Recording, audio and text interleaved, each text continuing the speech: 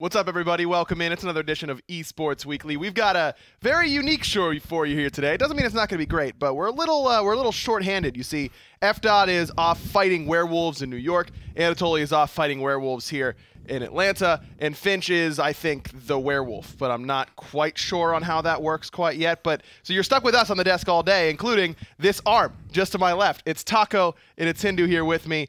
Buckle in, folks, because it's going to be a good one here. I'm really impressed with production because me and Taco just changed places and we never did. They did. Managed to get our names right, too. I'm like, wow, okay. Solid work back to Jennifer. At least some of us are working today, you know? Yeah, some of us. About half, if you're good at math in that regard. Let's start with the SCL, as we usually do. Well, you guys don't usually do. It's usually Finch and Toly, but we're going to start with the SCL. It isn't the last week of the SCL quite yet. Remember, they are a week behind, so this was just week 5 that we watched yesterday, but a really big game in a lot of different regions. We'll start with the Xbox side, I suppose. Europe, it's the top team that goes to DreamHack automatically. That will be Team Rival, but that Noxious versus Cyclone game ended up being very, very big, and Noxious won in a game that Cyclone probably should have taken. It just came down to the final moments, I think, in the third match between Noxious and Cyclone. And Cyclone as well, even in the secondary game, I just feel like they kind of just played against each other. And I don't think that Noxious really did anything completely unexpected. It just didn't seem as though Cyclone were all that prepared. Cyclone also lost 3 Fire Giants to 1 Wukong. You don't win many games in that way. Wukong. Yeah. How much damage do you think Magic Cudgel does at level 20? Like, not a lot. I mean, the old days, some Wukong back in Season 1, he used to steal a lot of Gold Furies and Fire Giants all the time, didn't he, Taco? Do you remember those days? He stole a decent amount of them, a hell of a lot. Right. 3 in a row with the Cudgel just doesn't even make any sense. Oh, like, wait. Somebody has to be zoning eventually. I'm just getting news that Hand of the Gods isn't available. That's right. Yet, he still stole 3 as some Wukong. Yeah, still stole them. Okay. Magic Cudgel, what, like 300-ish damage at that point in the game?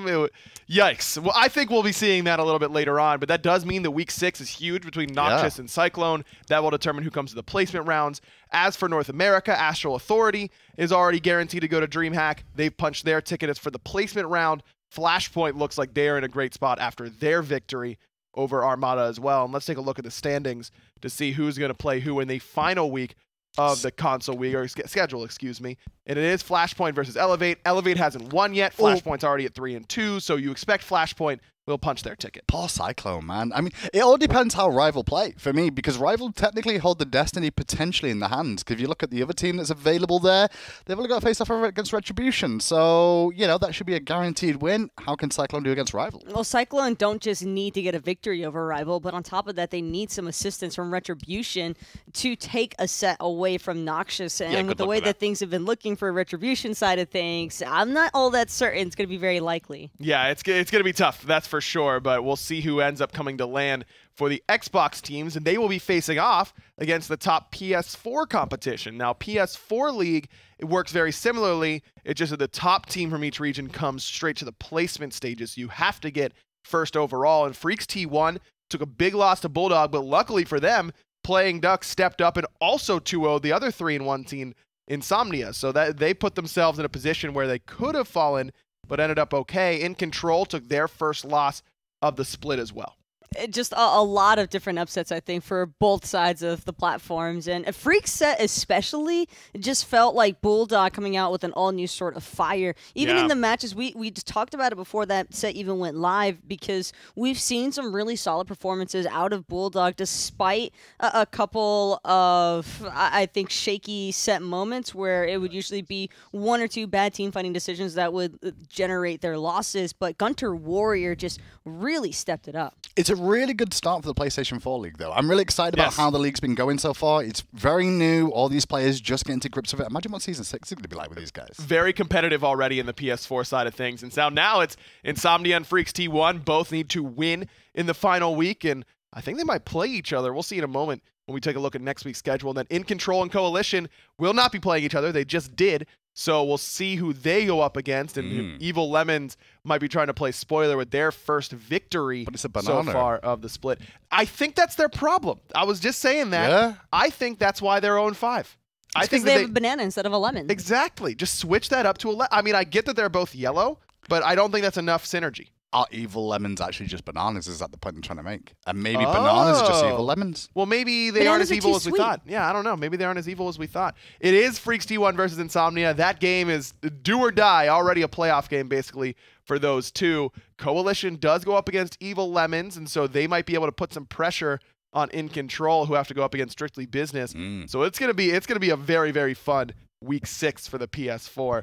Can't wait for that. That'll be next Monday. Even though there won't be SPL next Monday, you can make sure, or Tuesday, or so on and so forth, there will be some console league action. Yeah, next week, though, we do also have minor league as well. But we'll get to the minor league because it's coming up now, right? That's right. It sure is going to the minor league right now. Look at that. You don't even need to know. You're not on the segment usually, Graham, but you're killing it anyways. I've got this list on the left-hand side, so I know what's coming up too. Oh, yeah, I'm not as impressed as I was. No, I know the other people in the debt sets don't really look at that, but no, I don't. Yeah, okay. All right. Well, good Been work around anyways, a while. I guess. I'm impressed. Let's take a look at the schedule for if you missed that last week of the SMITE Minor League. Optimus Gang did take a loss offline to Sacred Speed Buff. That's because Johnny wasn't here. Well, maybe not entirely, but certainly contributed.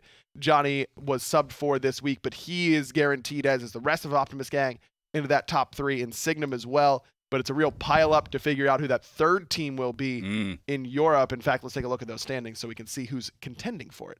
Even in Europe, I think that Optimus Gang might have already solidified themselves as the first place team heading into the round robin stage. But in Signum, I think are still looking to catch right up to them. I think once things are a little bit more once it goes to a best of 3, that becomes a little bit more complicated than just doing these best of 1 series. Yeah, you want to take a look at the number 3 and 4 seeds here, because the top 3 next week will face off in round robin best of 3s. The victor overall goes to Worlds, basically.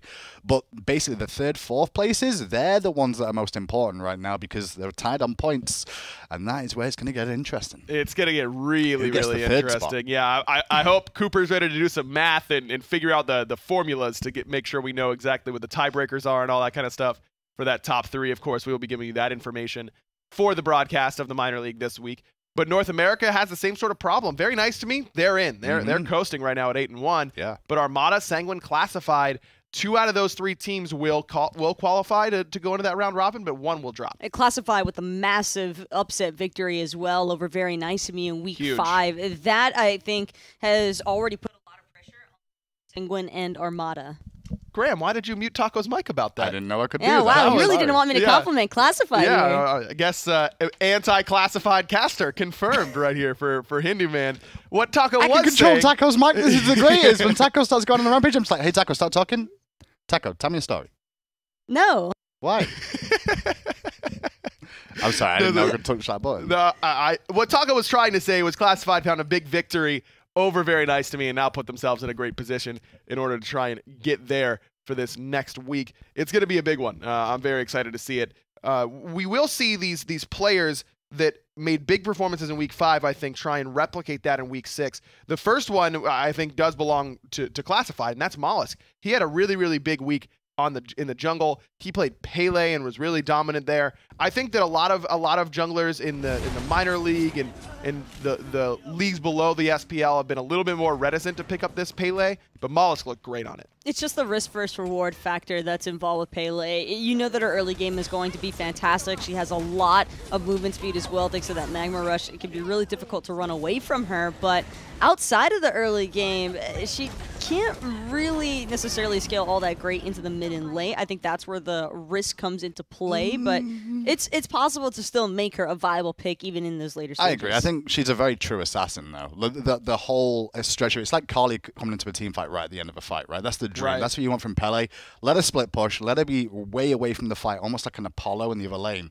And then rotate in as the fight's starting and go, oh, you're low health? Well, let me get a quadra kill. I mean, you're fast enough as Pele, right, to make that kind of stuff happen. Credit to where it's due, though. Mollusk has been around the scene for quite a long time now. I still think if he stayed on console, he'd probably be in the World Championships, probably looking for his, another title. Look, Mollusk, we were talking about it during this broadcast for that Pele game, and Mollusk is, you roll the dice, and he either obliterates everyone and carries the game, or makes it very hard for your team to win the game. I do love the fact very little in between. I do love the fact that they've got more and more console players that have done switches between PC to back to console than console to PC again. Yeah. It just shows that the level of depth that we've got between the leagues is actually really close. The skill actually transfers over. It's only a couple of key presses that are different. I mean, I was going to talk about it a bit later, but take a look at Inbound for Luminosity. I mean, Inbound has joined that team, and the first player who never played on PC before to play it whenever the game came to Xbox, play there on the console, and then move over to the SPL. I mean, that is the whole idea of the SMITE Console League, is to give those players an avenue to compete and then to move up to the league that has been around the longest and has the kind of the most prestige behind it. I think is super exciting for the SMITE Console League and all its players. But let's go back to the minor league. Zero in Europe also had a very, very good week. He played some Vamana this week and really just crushed his opposition. Zero has really come into his own as well as a player throughout this year.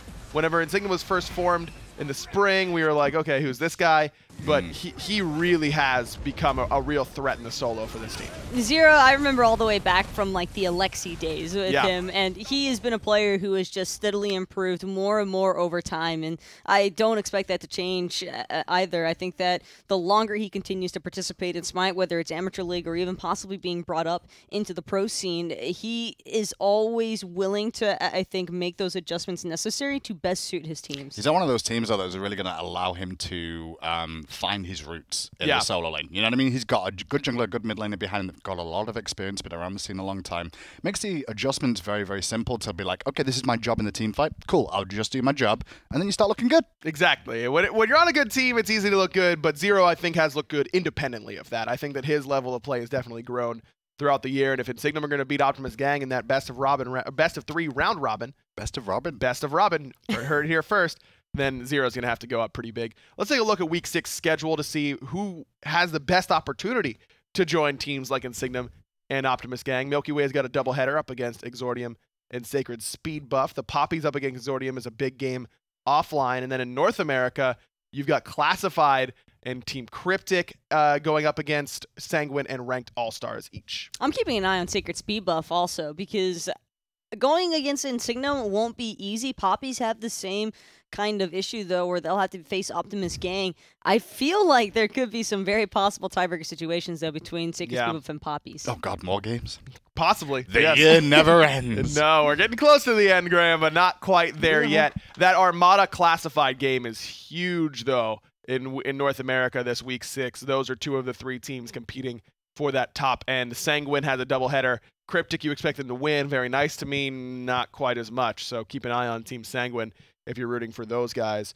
All right, that's the SMITE Minor League. Again, that'll be on Thursday and Friday of this week starting at 11 a.m. You will also have that best of 3 round robin later on. So let's move on to the Global Series now. Is this also winding down there? Very similar to what we've got in the PS4 League, where you have to be the top team in your region in order to qualify. Let's take a look at last week's schedule so you can see what happened if you missed out on any of that Global Series action. Of course, Global Series will also be live right after this Esports Weekly, as No Ping went up against Watch My Nene. They found that victory. Black Dragons also beats Etes, but Brazil is getting really, really close. I think that No Ping might still be in the lead. They are at the moment, from what I remember. Black Dragons. Yeah, and I think that's the scary thing, is because Black Dragons is almost, we expect a shoe-in in that spot in Brazil. Whenever you look at Brazil, you're like, all right, Black Dragons are coming out. Clezzy's going to turn up with the boys again, and they're going to do things. I was going to say good things, but I'm like, things in general is generally what happens. They'll be here.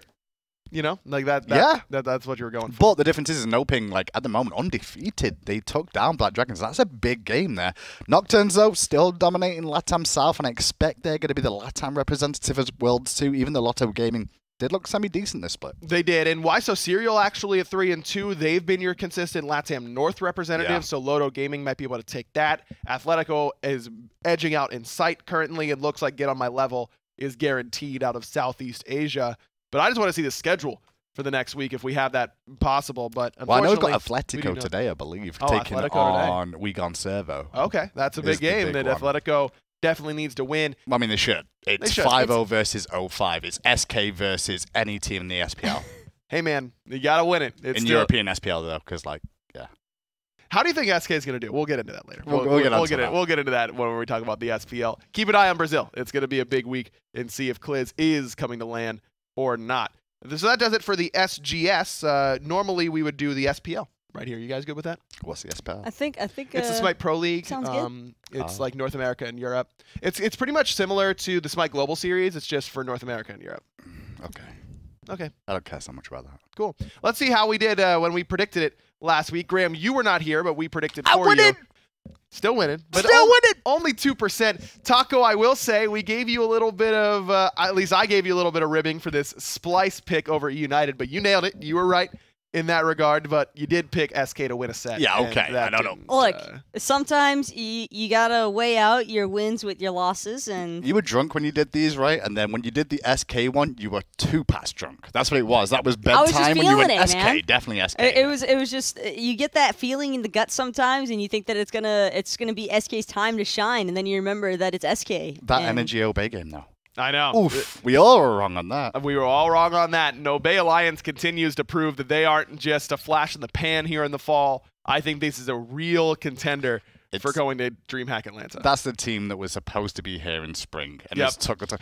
Like we talked about when the roster change between Energy and Obey happened between Raffarin and Millsy, that eventually what would happen is that I expected Energy would get off to a slow start and be good by Worlds. Well, they're still that, but they didn't get off to a slow start. But it's Obey that got off to a slow start, but they're looking good for Worlds. Definitely are so far. This is what happened last week on Tuesday. Dignitas did find a 2-1 victory over Team Rival. The big games that we want to talk about will start on Tuesday. No, we'll start on Tuesday. Oh, I thought we were going to talk about SK winning game. No. Oh, okay. No, we're not going to talk about that, I don't think. No. Well, I just did, so. Well, there you go. Rival versus Dignitas was the first matchup of the week in a really big one. Rival, after losing this, is basically all but out of that top 2 contention. A big drop for this team from looking like the best team in the world for the majority of the year, in my mind, to now a team that I'm worried that they might be the next Envy, where they're the best team all year, and then they have the one bad split and the one bad LAN, and they miss out on Worlds. Now, luckily for the console scene, they don't have to feel their wrath after that, but I think there's possibility for that. I think it's a subject we touched on before, but probably the biggest detriment for Rival is that this is actually the first season where people are expecting this team to really pop off, and I don't want to say that the pressure has drastically impacted their mindsets or their playstyles, but I do feel as though there was a certain air of overconfidence from this Rival squad after some very successful LAN performances, and that could possibly be the primary reason why we've been seeing such a downfall of Rival. Yeah, the team as a whole, though, they've already admitted on social media that they're not having the greatest of splits overall. But like Taco said, this is the first year that Rival, people are looking at them going, hey, these are world contenders now. They made it to finals last year. They've had 2 good splits, I should say, in spring and summer.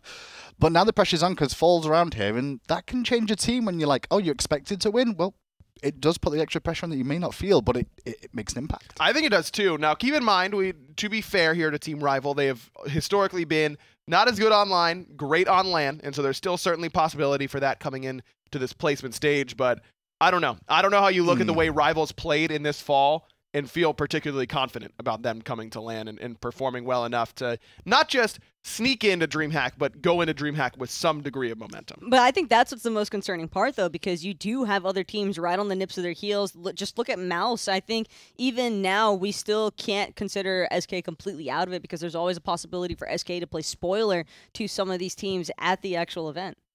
I'm looking at Obey. I mean, if you're going to look at a team that can really knock Rival off of a top-end seat and kind of unseat them in Europe and take that spot, I think Obey has got a real chance to do that at the placements. Obey do have a shot. The best thing is it's double elimination of the placements too, so the big thing there is what's going to happen, because everyone's going to get a chance to place a team. Funny thing is, EU and NA could end up knocking each other self out as well as the tournament progresses. I actually did my bracket for the whole of placements. So like 3 games I can't decide on for Worlds. Wow. Only 3. Sorry, 4. Well, only 3 games undecided for how it's going to end up at Worlds. You mean for I don't know who wins the semifinals, so I don't know who wins the final because I don't know who wins the semifinals. So you're basically saying that the teams you're still open. Your DMs are open, if you will, if you need to be convinced one way or the other. That's right. As the script writer, of course. The other game in Europe that was really big was Energy versus Obey. We already touched on that a little bit, but Obey end up not just winning this set, but really making it look fairly easy here.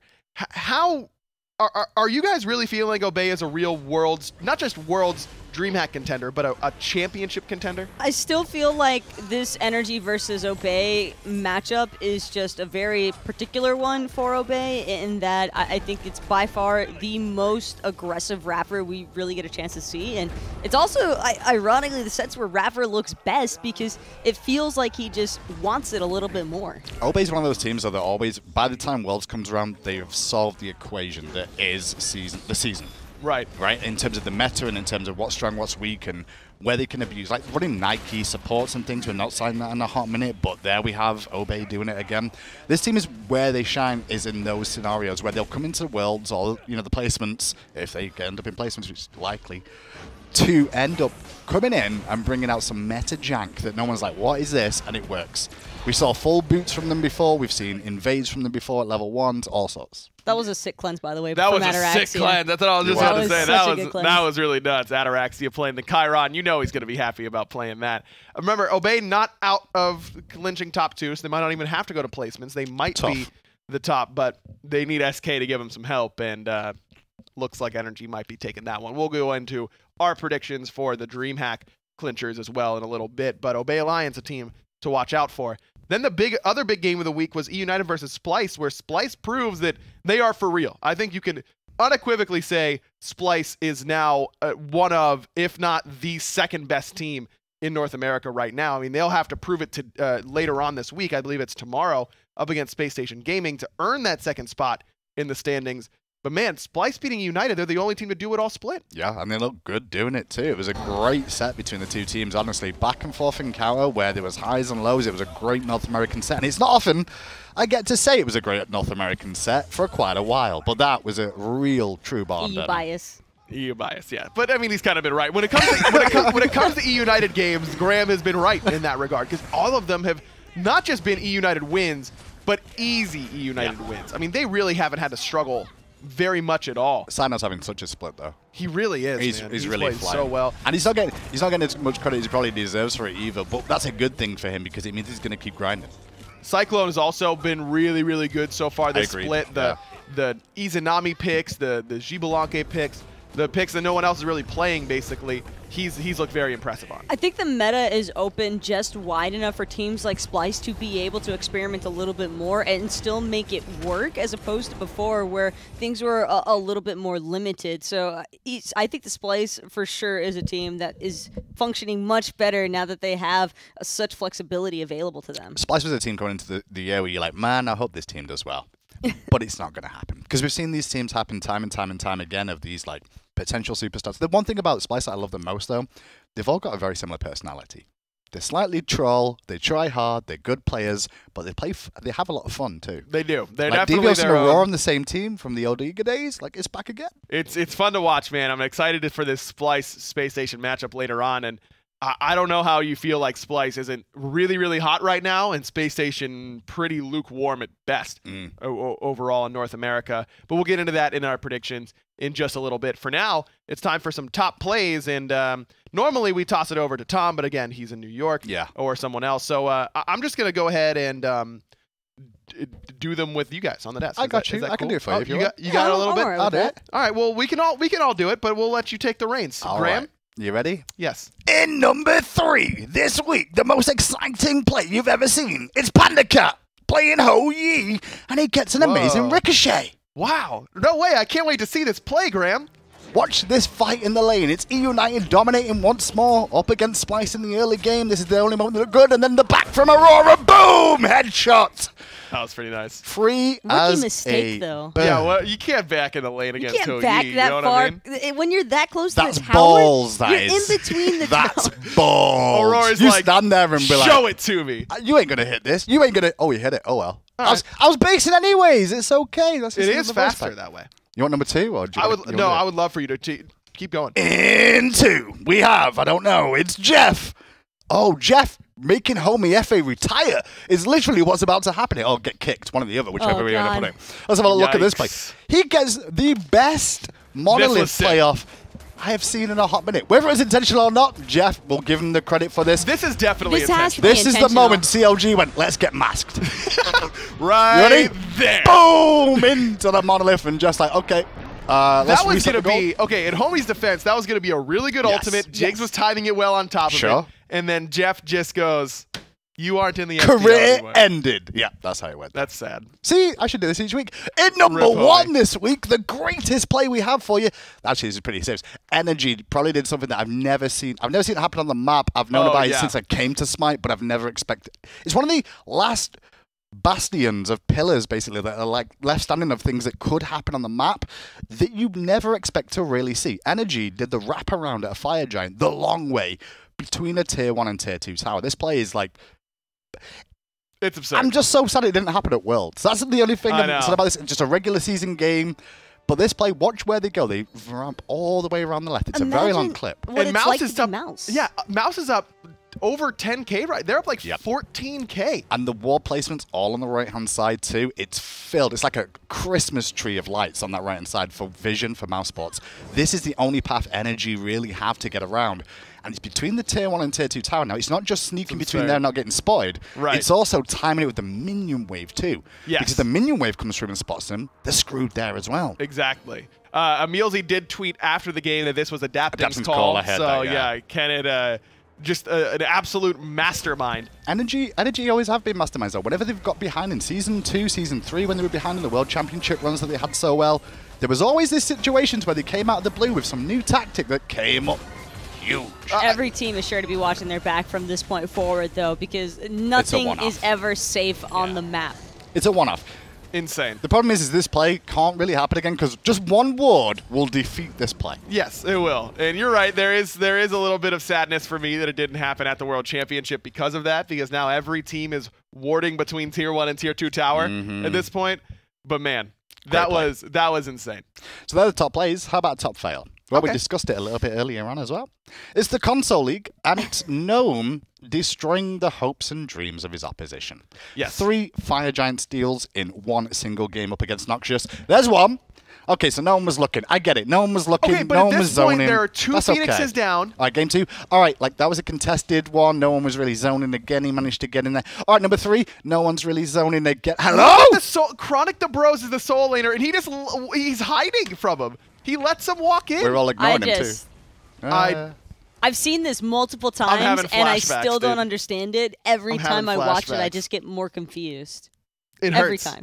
It hurts. That hurts me on the inside. And I didn't lose my spot to go to land because of it. Imagine how they feel.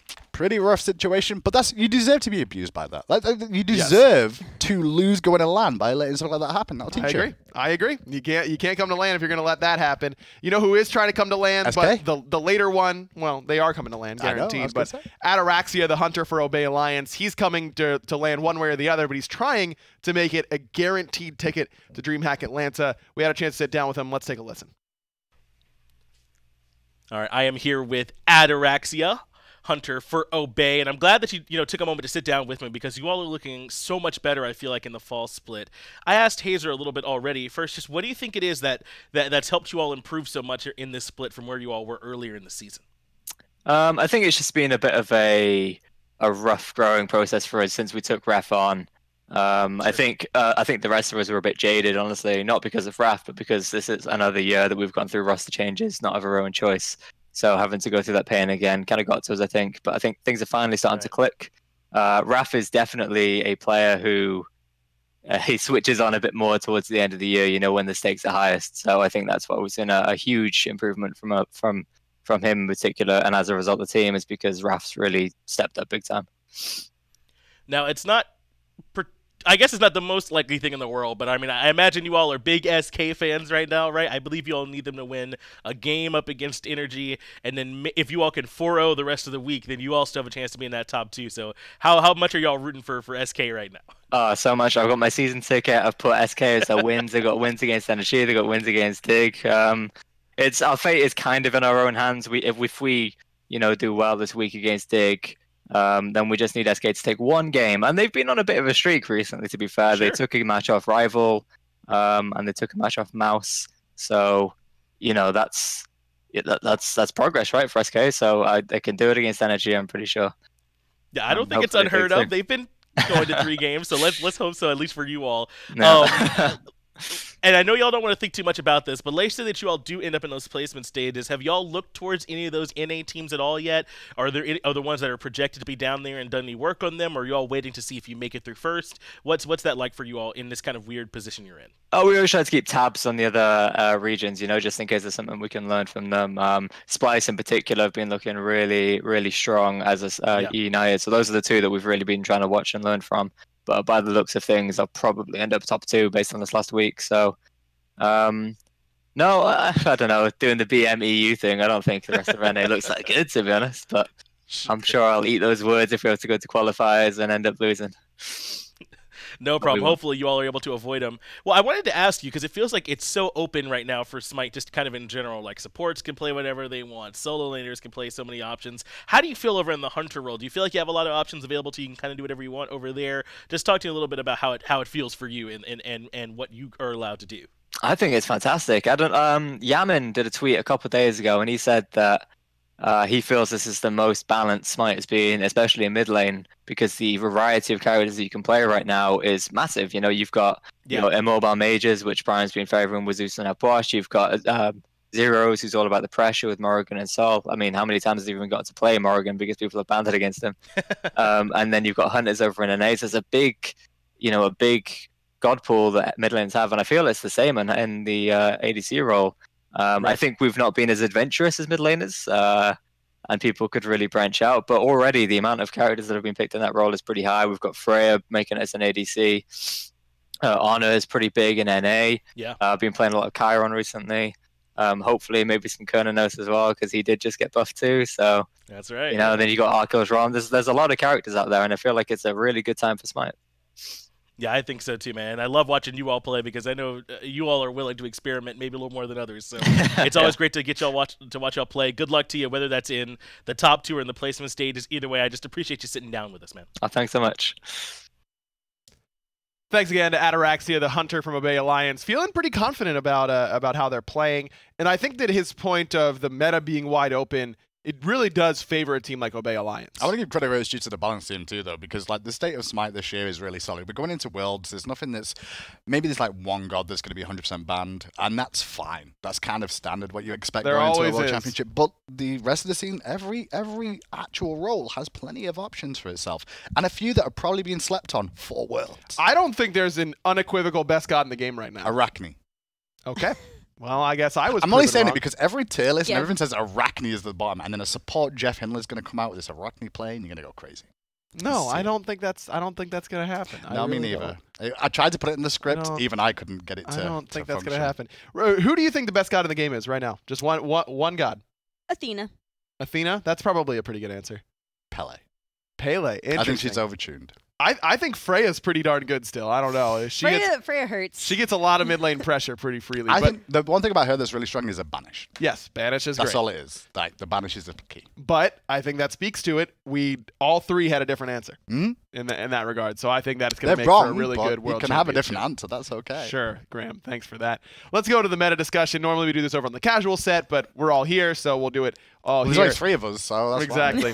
CLG makes a big swap at basically the 11th hour. They switch homie for Masked in the jungle. What were your initial impressions whenever you heard this route? Well, it's Mass staple retirement call. Yep. I don't think that any of us are really all that surprised to see Mass being brought back into the Pro League. Nope. I feel like this is always going to be the case with Mass whenever he makes a retirement tweet. But more importantly, at least something needed to change. That was very obvious with the CLG roster. Things just clearly were not working out, and whether it was an issue just with the team synergy in general, they decided to go for this homie FA swap up for Mask. And I do think that this might actually end up favoring them coming into Worlds. I just still don't necessarily believe that homie FA was the problem necessarily. I think that's where my disconnect is I don't there was a problem. I just don't know what it was. And that makes it very hard to diagnose, right? I agree, and a roster change can help that. The problem is like you said, though, it's the last minute, and I think that's the one problem. They've got 2 big games this week. It's CLG up against E United and Luminosity. Right. Luminosity should be a guaranteed win. E United should be a guaranteed loss. Yes. On paper. So they've come in with a new player, Mask, joining the team. They've got to find the synergy before Worlds now. I think it's too little too late, especially when we're talking about spring and summer of hey, this is probably the 3rd team in North America, no problem. I don't even think they're 4th right now with how they're playing. But at the same time, I think you're right. I think it is probably a little bit too late to be a world championship contender. But look at the alternative, where they're playing horribly basically all season long in comparison to what you expect them to do. But why wait so long? Why wait so long in 4th split? That's where my issue I is agree, with it. but at the same time, it's better than not doing it at all, isn't it? I think mean, that they wanted. If you're not going to win with this roster, sure, it sucks to do it this late, but at least you're doing it. No, I get that. You know what I mean? They wanted something for Worlds. They wanted something different for Worlds, and they didn't really have much option. It's either now or never, do or die kind of situation. I just hope it's if it's Mass birthday around the World Championships, this would be great because he can go to the Sea Life Center. Not Sea Life. What do you call it? The Aquatic Center? The aquarium? Aquarium. There you go. Sea Life Center is one of the versions in the UK. There is you go to the aquarium right on his birthday and it's free. It Taco, means he's can you- actually making his day. Can you smell that cup? Make sure it's all on the up and up. He has said he's had like 8 of these today, so He there might did be say that. something in there. Okay, all right. The I Sea don't have to do Life this Center. whole show, so I'm like, okay, I guess I'll perk up. CLG looking to do a little bit better with Mast in the jungle. I do think Mast was the best player on Trifecta when he was playing for them. I just don't know, like, after all that time out of retirement, whether he's going to be able to find the same level of competition that he once did. It's a long time that he took a break for. Real long that time. retirement was longer than Lassus and Omega combined. Yeah, Here's it's my long. issue though: is Maz still not necessarily all in though for competitive play and kind of just filling in because he views CLG as a roster he can actively compete on a little bit more so than Trifecta, or It's a good point. is he just someone that CLG managed to convince to come join their team because maybe Homie Efe had some wavering concerns with the roster and everything going on with that team in terms of their failures as opposed to successes? The one thing you'll always find out, though, is that eventually you'll get the whole story out. But generally, Yes. we get the whole story 4 to 6 months later. Yeah, it'll be About why Homie Efe was removed from the team and Mass was put on him. Do you guys still think Homie Faye is a top 6 jungler in North America? Yes. Yes. I think so as well. No I doubt. don't think Homie is going to stay on the bench for long or without a team for very long. I think Homie Which is team, still. though? I don't know. I mean, Sam's played well for Trifecta, but that's the newest member to the SPL, Oh, you're right, so that's an obvious thought. I think Sam's played very well. I do think that with the team, with the teams being so much more constricted, with only 6 teams in each region, it's tough, man. Even for really good players like Homie, a move like this could really stunt the career for maybe ever. See what happens in Season 6. See what happens in Season 6. That's not all we've got from the meta discussion. I think that here is the best time for us to talk a little bit Memes? about. No, we're Oh. not going memes yet. Who's going to DreamHack? Who's going from Direct? the top 2 seeds? Yes, directly. So I wrote this headline before I knew that it was us and we were going to be doing our predictions. Oh, later okay. on, so. Okay, that's fair. Yeah. So maybe we'll save the North America one because we'll talk a lot about that first because it's basically just SSG versus Splice straight up in their matchup later on. But I think that we can safely talk about how Energy is likely to make it in Europe. All they need to do is 2-0 SK if my memory serves me correctly. Yeah, they need to 2-0. They can even 2-1 SK, technically, but Oh, they wow. have to rely on Obey losing elsewhere. So basically, the big situation is if SK can take games off Energy and Obey can win out without dropping a game, Obey will go over Energy. Sure. But Energy themselves, all they have to do is beat SK, sit back, and just hope Mouse and Obey have a long set. That's certainly a It's kinda possibility. Kind of how it could work out there. But 2-0 for Energy over SK, and they're in. They're the top 2. Isn't it crazy that if Mouse had actually been able to close that set against Energy, which they should have won, that Obey Alliance would be in a commanding position right So now when and you not think about Energy? it, that call from Adapting in that game that we did as the top player of the week, that is the player that sends them to Worlds, which is Essentially, yeah. amazing. It basically gives them a week off to practice scrim and watch all the other teams play. And they get a much better seeding at DreamHack. Taco, do you have any thoughts that Energy won't be the 2nd seed in Europe? I think it's just too unlikely for Obey simply because of the fact that Energy have such an easy pathway. All they need is the 2-0 over SK, and with the way that if you just it's like comparing apples to oranges. You just can't with these two teams, Well, and they're both free. Energy have proven themselves to They're both be the top roundish. tier. I agree with you, Graham. I think that the phrase comparing apples to oranges seems fairly easy. They're two to me. completely different types of fruit. Peas and carrots. is Types the of one. fruit. If you would have said that's like comparing mud to the feeling of happiness, like you just can't do it. See? I That can. just doesn't make any sense. I'm a pig, and pigs like rolling around in mud, and that makes me feel happy. Right, but that's not comparing mud to happiness. Oh, All right, can we just okay, take that's this fair. moment to bask in the fact he called himself a pig? I mean, Yeah, I mean, if you call it yourself, no one can call it you. yeah, You know? exactly. It's easy I mean, game, easy life. They can, I suppose. Yeah. This is going to devolve pretty quickly, so let's throw to our best moments of devolving all week long. It's our classic meme video, Shouts to Joe Bro, preemptively. And how could you not? Do you remember the first skin you bought with gems? I do. I remember well, not yours, but I remember mine. I can't. It was Jack the Reaper Thanatos. I saw it on the patch notes show, and I thought, I need that. And that was the first time I ever bought gems. And then I kept buying gems and kept buying gems. And that's why I got hired by Hi-Res Studios. So if you want to work for Hi-Res Studios, just buy a lot of gems. That's all you got to Plug. do. Hello! Make sure you get your after party ticket too. That's $50 and you can get that at hrxafterparty.eventbrite.com. All these SPL teams looking to be top 2, so they don't have to go to placement stages. You can be top 2 just by going to highresexpo.com and then hrxafterparty.eventbrite.com. That's 2 tickets, and you'd be top 2. There you go. Nice and easy. I don't know why you just repeated everything I said. This is what co-casters do sometimes when they've got nothing else to say. Nailed that one. Go ahead and close it. He made plans for 7 o'clock. It's gone past 7. What are you going to do with your night now? Just sit there? Yeah, I'm basically going to sit here. Yeah, I guess. That's what he gets. See, he's trying to be funny. I mean, it's green tie. Well, it's over now. Thursday comes to a close. That's the end of Europe. Tomorrow, it's all about North America. 69 divided by 3. 13. Oh, no, 23.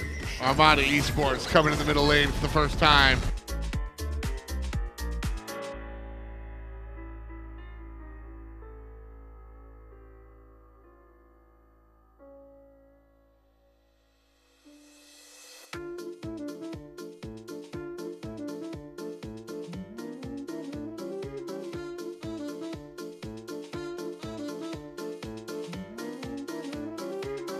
And remember, this build a bit accelerated for him because he never went for that Hunters early on as Benji blinks into the shards of ice and then the freeze under tower.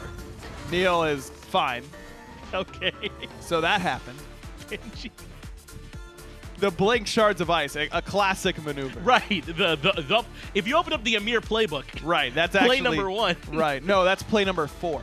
Play 1 is walling your teammates off. Yes. Play 2, like in the fountain, stuff like that. Yeah. Right. Play 2 is using your wall to stop your teammates' backs. That's big plays. Yes. Play 3 is buying Hunter's Blessing Ymir, which actually farms. And then play 4 is Blake Shards of Ice. Anatoly Alexeyanok is a really cool name that definitely does not get enough credit. No, because it's a very long name, and whenever I'm on the phone with my bank teller, then what I have to do is slow it down so much because the last 2 letters are okay. And when I say okay, they think I'm done spelling my last name, so I have to specify last 2 letters, okay. And Starbucks, I don't even tell them my real name. I just say Andrew. And they still spell it wrong. Oh, man, the plight of Anatoly. It's been a long year, though. Like, I just want to put this out because these meme videos at the start of the year, they're not so bad because it's like, but it's been a long year. That's all I can say, and like the memes get worse as the year goes on. We'll all be revamped for Worlds, though. Back on our game. I was really on my nonsense last week. You really were? Yeah, what was that all about? I was apparently. I knew the death situation time. with me, and I'm like, oh yeah, I remember this idiot bit. And then I'm like, wait, he was doing this on all the casts? Yeah, pretty much, more or less. See, when you aren't listening, Graham, I definitely I've noticed. I'd take that opportunity. I'll try that stuff. Hopefully Anatoly's feeling better about his name these days. I still maintain it's a pretty cool name. It's a great name, but I love the fact that the OK at the end is the key. Yeah, it was really smart. The pure rage coming out was really what made that moment for me. He was so upset about it, but I feel for you, buddy. Okay, let's move on to our SPL predictions for this week. It's the final week of the SPL, and therefore the most important. Pretty easy in that regard. Let's take a look at Europe, actually, is what we usually start with. Did I say something besides week 6, by the way? I think I did. You said week 6. Oh, I said it. I'm good. Makes a change. We're all good. I thought I had that paranoid moment. We got Energy you versus Mouse? SK. You got Mouse over Rival? I've got Taco? Mouse. All right. They look good against Energy. They can see did. it. No, you're right. You're right. You know what? It's not as crazy as it initially looked, but still kind of crazy. You know what? She might be right. Dig versus Obey. We all have Dignitas. None of us feeling confident in Obey Alliance. I mean, that's a tough week for them. Dig and Mouse is a pretty tough week. To be fair, I wasn't all that confident in this Dig versus Obey selection. The only real reason I gave it the edge for Dignitas is because of the fact that they've been so consistent week in, week out. That's Europe. Let's take a look at North America and see our picks there. The big one, SSG Splice. We all have Splice, really. Luminosity over Trevor. Taka, what are you on again? What? Luminosity over Trifecta. Okay. They look pretty good too with their You got LG going 2-0. this Yes. week. You got beaten CLG I and have them. I Trifecta? have them beating CLG and Trifecta. Wow. Okay. So Real it's- confidence. I there. was less confident in the Trifecta set, though, than the Luminosity set. Of course, this was also prior to the announcement with Mask having Sure. joined CLG, so Would you change it? Would you change it now? possibly so, but I'm going to leave it just Wait. because stick Okay. figure gut. I'm 2% down to Graham, Mm. and I need. So I'm not gonna pick. We have the same picks all through. So I need I'll to change. one. I'll change one. No, the destiny's in my hands But why is it in your hands? because I'm the one who's down. You're in the lead. He's the Desk Host. No, it's not about that. It's about that Go on, then. I'm Go on. down. What are you changing? Well, wait, what were you gonna change? I'm not telling you. Oh, that's cheating. maybe. I mean, just see what you were gonna change. and I'm then going to maybe- copy something Taco did. Okay, you're gonna pick Mouse over Rival. Yeah, I think so. Wow. All right, I'll let you do that. Yeah, okay. I'll take. I'll Mouse take over one as Rival. well. I will take my picks as is. I don't know. SSG over Splice. Well, okay, Yeah, exactly. Space Station over Splice is not as absurd as it might seem currently. I don't know. Space Station have just had so many ups and downs. It's been a roller coaster of emotions, even just watching the team. So I can't imagine what it feels like to actually be a part of that I know. roster right now. I don't know if Graham gets one wrong, is that enough of a percentage think point we're even. change that Yeah, I would think make so. us even? Okay, then I need to change one Why? so that I can win. I'm just changing to Mouse, so I that's know, changed. and I'm going to change one as well that's different than that, So so you that get two, so you that I gotta can have- so that okay, I that's can smart. win. That's smart. I will tell you that in a minute. I'll as we advise you get into it. to trade SSG and Splice. You should vote for SSG. You think so? I do. I don't, because I think SSG is going to win. But then Okay. we'll talk about that in a minute. Let's talk about Dignitas versus Obey. That'll be on Tuesday. That's today, actually. This is a big day for Dignitas and Obey. I think that this is a really good opportunity for Dig to prove how far ahead they are of Obey after Obey just beat Energy. You know, they seem close with the top end, but they haven't played Dignitas in a while. If Obey win this, then all bets are off for what's going to happen at placements and who's going to be the top team coming out of Europe, because it very well could be them. It could be, but I do think on paper, though, looking at this set, this is a tale of two teams that are very similar in play style throughout the split as well. Both of them like to take the games longer, look for the team fight aspect. They're not scared about giving stuff up early if they need to. They'll find a moment, they'll see somebody out of position and go for the play. The one difference is, I'd say, is that Raph is a little bit better at getting himself in an awkward spot than Trix is, that can help his team out better, if that makes sense. Yeah. So baits himself better than what Trixan goes. Trixan kind of baits himself and then dies for it, whereas Raph sometimes gets out. That's the only difference between the two. But on paper as a whole, Dignitas, I still feel have the edge and will always come out on top. I think this is a 2-1 in Dignitas' favor. Would you guys agree with that, or do you think it's going to be 2-0? Depends on the first game for me. I see a 2-1. I could definitely see this going all 3 games, no doubt, but I also can see it happening as a 2-0.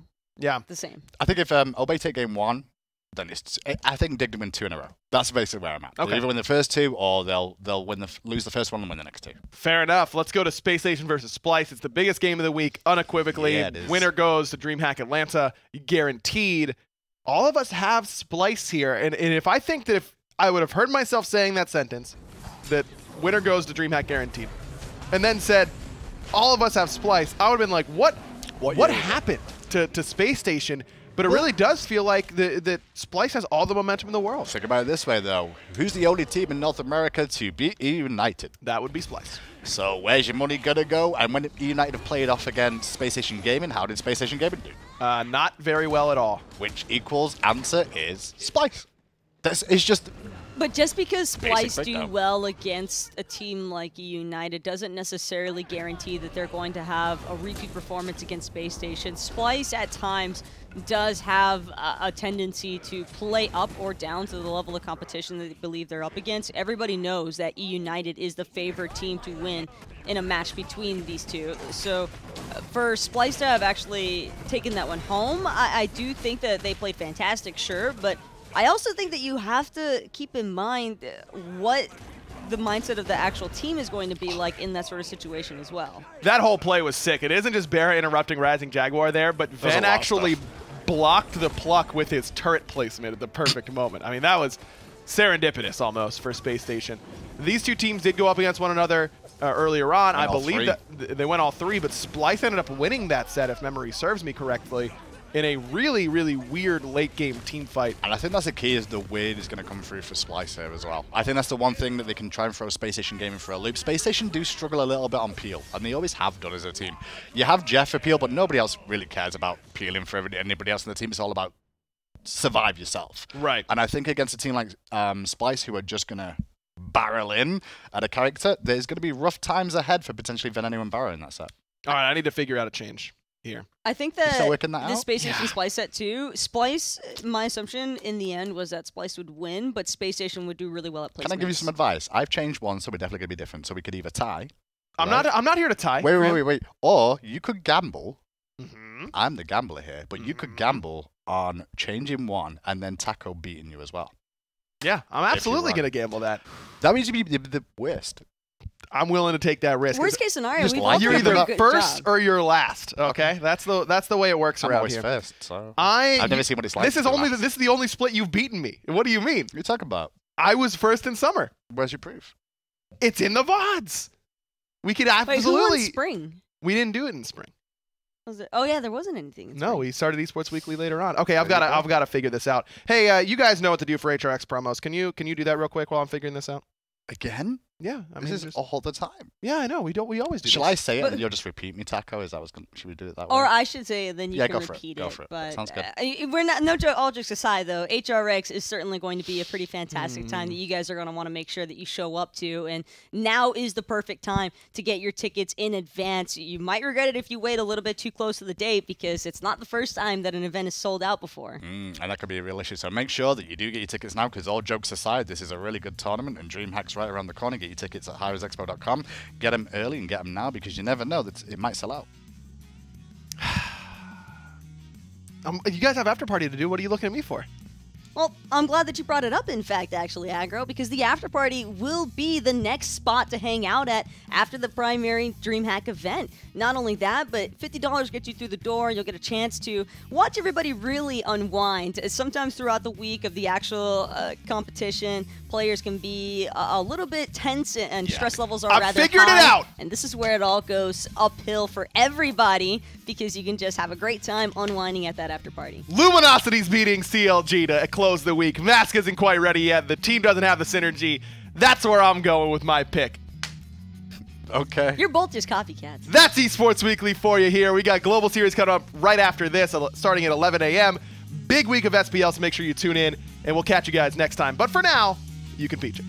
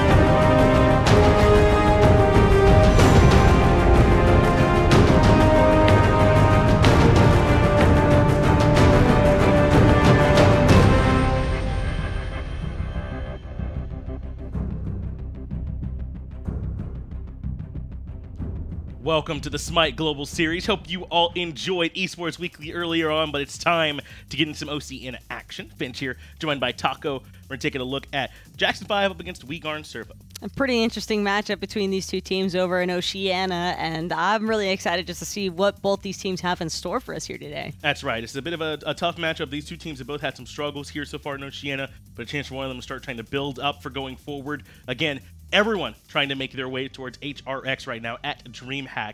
Maybe these two teams might not have the best path there, but it's pretty easy for you. All you gotta do is go to highresexpo.com, pick up those tickets. And we can't stress it enough, folks. You're gonna want to make sure that you're there, get a chance to meet some new friends possibly, get a load of some of the other games that are also gonna be available for DreamHack Atlanta. It's not just gonna be reserved to only high-res titles. A lot of cool stuff to check out. That's a good point. There's gonna be a lot there for you all to enjoy. I think there's a cosplay contest going on where you can win some money there as well. Bring your own PC setups and everything. I mean, DreamHack is gonna be a huge event, so I know y'all are big SMITE fans. You're gonna want to watch all that, but there's plenty more to enjoy. And the fun doesn't just stop at the actual DreamHack event. That's you also have the after party that you can keep in mind to go hang out with afterwards as well, and maybe get a chance to see people unwind just a little bit better here as opposed to the tensions and stress that can be involved with a Worlds event. I imagine there will be quite a bit of unwinding at the after party. That eventbrite.com. Make sure you check it out. $50 is all that it takes to get you into the event. So I can think of really no good reasons why you would not be there. If you're at HRX, if you're at DreamHack, go to the after party. 100%. Plus, don't you want to say hey to this guy? That's right. I'd want to say hey to this guy. Hi, Finch. Hey, how you doing? How are you doing? Chris Handshake. This is a primary example of the Chris Handshake it's you Chris, can expect. Oh, yeah, look at that. That's good. Well, we got a lot more coming for you today in terms of Oceania. Never get tired of hanging out with you here, Taco. Hopefully, y'all get to see some of that too. Let's talk a little bit about what's going on in this matchup, though, in particular. WeGarn Servo and Jackson 5. I talked a little bit already. I believe Jackson 5 are 1-4. WeGarn Servo haven't been able to find a win. These two teams right now are having some struggles. One of them, though, going to be able to try and turn it around and come away with some momentum. Things have been a little bit lopsided over in Oceania in terms of where the power struggles are concerned. I think that Jackson 5 and WeGarn Servo both have promising moments throughout their matches. It's just that when it comes to sealing the deal entirely, that's where things begin to waver just a little bit, and I think that that's mostly chalked up to a lack of experience for a lot of these players at a competitive level. Yeah, and I believe it's Atletico and Insight who are up near sort of the top of the standings right now for these two teams. So these two just going to have some, try and see who could come out the better here on the bottom end as you go into this set between these two squads. Jackson 5 and WeGarn Servo. Oceania doesn't play, I would say, too differently from a lot of the other regions. Maybe not quite as aggressively as you might see from like Southeast Asia or LATAM, but certainly I expect there to be some sparks flying early on. They tend to have their own. I think I would compare it to Southeast Asia, in fact, where there are actually a lot of aggressive moments, but not necessarily moments that you should be aggressive in. For example, a lot of fights that happen without any objectives following it. So what I want to see between these two teams is fights with a mindset behind them or a goal to clearly accomplish, as in looking for the objectives or looking for structure pressure, not just fighting in the jungle because you want to brawl for an extended period of time, because that's kind of just a detriment to the whole team environment eventually. Well, we got Athena going to be first pick selected. We were just talking. I think you picked her as one of the best gods right now just in the game, and I think she is. I think you're right. As long as Confound still taunt, does it still do that? It's just in a big cone area. Does it still it's do just that? Fantastic. What's better setup than the taunt off of Athena, and you have a global ultimate? Yeah. There's the only god I can think of that I would value more than Athena is probably Geb. Maybe Geb right now. Geb is pretty strong, but we're not seeing him as much. A little bit surprised we haven't seen him, but he has very little pressure early on. Maybe that's part of why. As Naja and Amaterasu going to be the selection for Servo. Add a Sobek to that as well. A lot of control and a lot of team fight presence. But Naja feels a little bit more pick-oriented. Do these kind of jive for you? I think that Naja is also a possible trying to beat the turns factor for Jackson 5's mid laner. I do think that the Vulcan acquisition, though, might be playing into WeGarn Servo's jungler, because having the turret with the ring toss makes it a little bit easier for Naja to get some very successful poke out. But I do like the Erlang Vulcan combination. When you think about it, two separate forms of knockups. That's not even factoring in the Athena taunt. So there is a lot of crowd control on Jackson 5's and arguably even better control than that from Servo because of the fact that it's knockup based. It is pretty scary when you're thinking about the control they could have. You're right, even Vulcan can provide some of that. I'm also curious to see how much we're going to see the ultimate affecting this Naja. When he comes back down, there's a chance Vulcan, it could also set up for the Vulcan, maybe even better than for themselves, depending on what mains they end up selecting. So we'll certainly see. But Kronos coming out as well as their magical ADC, so no physical hunter at all for them. I want to see a big burst mage, though, like a Raw, possibly Servo, even sure, the Agni. Even a Scylla, but it's going to be Soul who's going to look to follow up at the bottom. Supernova, not the worst follow-up ability by any means. It's just that it can be a little bit more awkward in comparison to some of the other big burst mages, especially when you're trying to time it just right from that Windfire and Wheels out of the Najah, because if you're even a split second too early, you're not going to get that knockup benefit immediately after the target lands, and that could give them enough time to escape. I kind of like this Chronos, though. If it is going to be a bit all-in from this Najah, if he can get a rewind off and kind of punish that commit, there might be a good chance there. It just depends on how the timing ends up working out. But a lot of reliance on these warriors to try and bring them damage. No assassins, no hunters on this team. It's Erlang, Shin, and Herc that got to bring the physical damage. I would favor Jackson 5's starting points, though, just because they have Simply and It's Your Boy Sean on the warriors. Both Erlang and Hercules are going to be able to put a lot of pressure in the early game. That's the whole purpose of even taking Erlang into the jungle to begin with, is because you want that warrior scaling, and Erlang can deal a significant amount of damage. The recent pickups, we've been seeing so much Berserker Shield emphasis on Erlang. Still a very likely possibility as well, even though he's in the jungle. You don't need that item specifically for solo lane. It's just a strong bridge item in general for Erlang. I think we absolutely see it even in those jungle build pass as well, Taco. You're right. So I would not be surprised if Simply were to prioritize this one for himself and make sure he has his. We had a real brief pause. Looks like everyone is going to be ready to go into this matchup. One more time, WeGarn Servo up against Jackson 5. Everything going about where we expected it to, no big surprises. It is going to be, though, the Sobek in the solo lane and the Amaterasu for Tori Skies over in the support role. That one might be a little different than you might have expected, but Sobek is so good in solo, and Ama gets so much pressure in duo. And that's part of the main reason why I think that Tori Skies is hoping to help out Regan with this lane clear, because otherwise Jingwei, she can struggle a little bit, especially up against the Vulcan. Just look at how quickly Sleepy and Damo were able to clear out that first wave. That's why we see WeGarn Servo's duo not even bothering to get the initial pressure. They just wanted to focus on clearing out their purple buffs. Jackson 5, though, not very interested in invading, and for good reason. Can be a little bit questionable at the start with the Vulcan. Looks like that's the idea, just trying to clear it up as it is, as you pointed out here. The Vulcan ADC, it certainly would seem. He started over here in the duo lane with the Athena here so far, and Chronos hanging out in mid. Oftentimes, if it was over there, you might have seen a Hunter's Blessing if it had been the Chronos, so perhaps he really is truly building for that magical damage, for going any Blessing, going right into the Book of Thoth rush in that middle lane.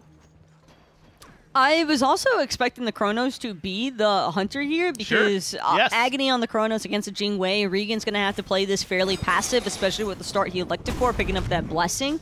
So normally, Chronos wants that slow pressure matchup. That way he can just work on either the Warlock staff, but Agony actually getting under a lot of duress right now. Going to walk straight into the Stellar Burst. Beautiful placement out of Swifty. That was perfect from Swifty. There really wasn't an option for Agony to go there, and that's why First Blood ends up going the way of WeGarn Servo, gifted over to Swifty on the Soul with an excellent place on the Stellar Burst.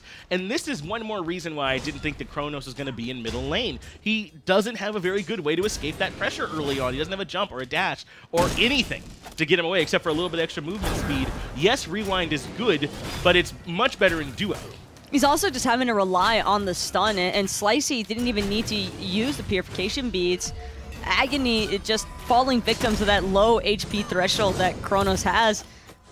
And Damo could be experiencing the same thing if he's not careful. Nice poke there from Tori Skies, but it does come at a cost. Sleepy has been harassing both Tori and Regan pretty heavily here. I'm kind of glad there's no Agony in this game, because of Agony, and they sound so similar. Or if Agony was playing the Agony. Yeah, that'd be the worst. Tori Skies might be in some trouble. Shell forced out in this duo lane. He did get some aggression off the back end, but it cost Tori Skies his own relic. Good job from Damo, just kind of standing tall there and making sure to output all his damage and not run away. Damo can see how far back Regan is playing in comparison to Tori. It doesn't seem like Regan is focusing on trying to get poke going. That persistent gust going to be a little bit off the mark there for Damo, but Tori Sky is still looking to dash in. Shell Swifty will be popped, too. but this should be a period for Sleepy to look for the taunt turnaround.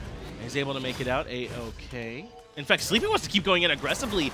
Dropping the shield crash, that's not going to be enough. Taurus Guys gets taunted back in, and Sleepy for the win with the basic attacks. I mean, that earns a laugh spam in my mind, right? Go ahead. If you can taunt him down and kill him with a reach, go ahead. That's the punish I want to see every time, though. Taurus Guys to dash in with such little mana, it's more amazing that Sleepy didn't like to try and punish him sooner, just chasing him all the way down the lane. It's so early on that even Amaterasu can't get all that comfortable. He's been playing very, very aggressive here in this dual lane as Taurus Guys. It has not worked out for him just yet. So we'll see if he keeps up that aggression or if he wants to try and slow it down a little bit in the dual lane. This double magical mage guardian dual lane for Jackson 5 does not seem to be struggling for clear or for poke up against this Jingwei and the Amaterasu. I want to see Swifty get more involved, though, in terms of pressuring out Agony. This is good. I like this, though, from Spicy. This should be a free kill onto Damo. Damo looking for the return, but Regan just barely going to get outside of that Earthshaker in time. I like that idea, though, from Damo. He was very, very close to making that at least a one-for-one trade. Just didn't quite put enough on the back end, but he very likely had to rush that shot. I mean, he was certainly going to die in that scenario, so I at least like the mentality that we saw from him. It's also the reason why we see him holding on to those purification beats. It's just pointless to waste your safety relic when you're that low of an HP threshold. It's just too easy for Slicey to clean that one up. And now Damo is kind of letting Slicey know that it's not going to be a free gank with the wind firing wheels off of a sash. That seemed to be the thought process there for Slicey, to try and pressure Damo out in that way, but I like the patience. Can we see Golden Hand as well, too? Because Damo, when he died just now, he didn't elect to pick up. A lot of times we see when you're forced back early, you'll pick up like tier 2 boots if you can't finish off your Book of Thoth. But it looks like Damo's just going to wait instead. Regan has bought his boots, though, the Ninja Tabai, so he's certainly going to be ready to rock. Damo should have enough now, but I guess when he backed, he did. This probably works out a little bit better for Damo, though, that Regan opted for the Ninja Tabai first, because Regan still won't be able to effectively pressure out this Vulcan, I feel, with solely the Ninja Tabai, and it's going to delay his own power spike and sustain. Right. Damo might be able to get off a little bit better poke here with the meatballs and the backfires. Even Earthshaker, I think, at an unexpected moment, could end up clipping Regan here. Yeah, and he backed right away as well to Damo, so now the Book of Thoth is indeed finished. And he'll be able to come back in getting it stacked up. Now he'll be very slow if Slicey rotates over and tries to catch him out on the Najah, but as long as he's here in this 1v1, like you said, up against Regan, who doesn't have that sustain really to speak of without Devourer's Gauntlets finished and stacking, Damo should be okay and probably will win the poke trade. We will have to wait and see, though, what Damo's intentions are for the rest of this build path, because so far, Agony and Damo seem to be following a rather similar itemization choice.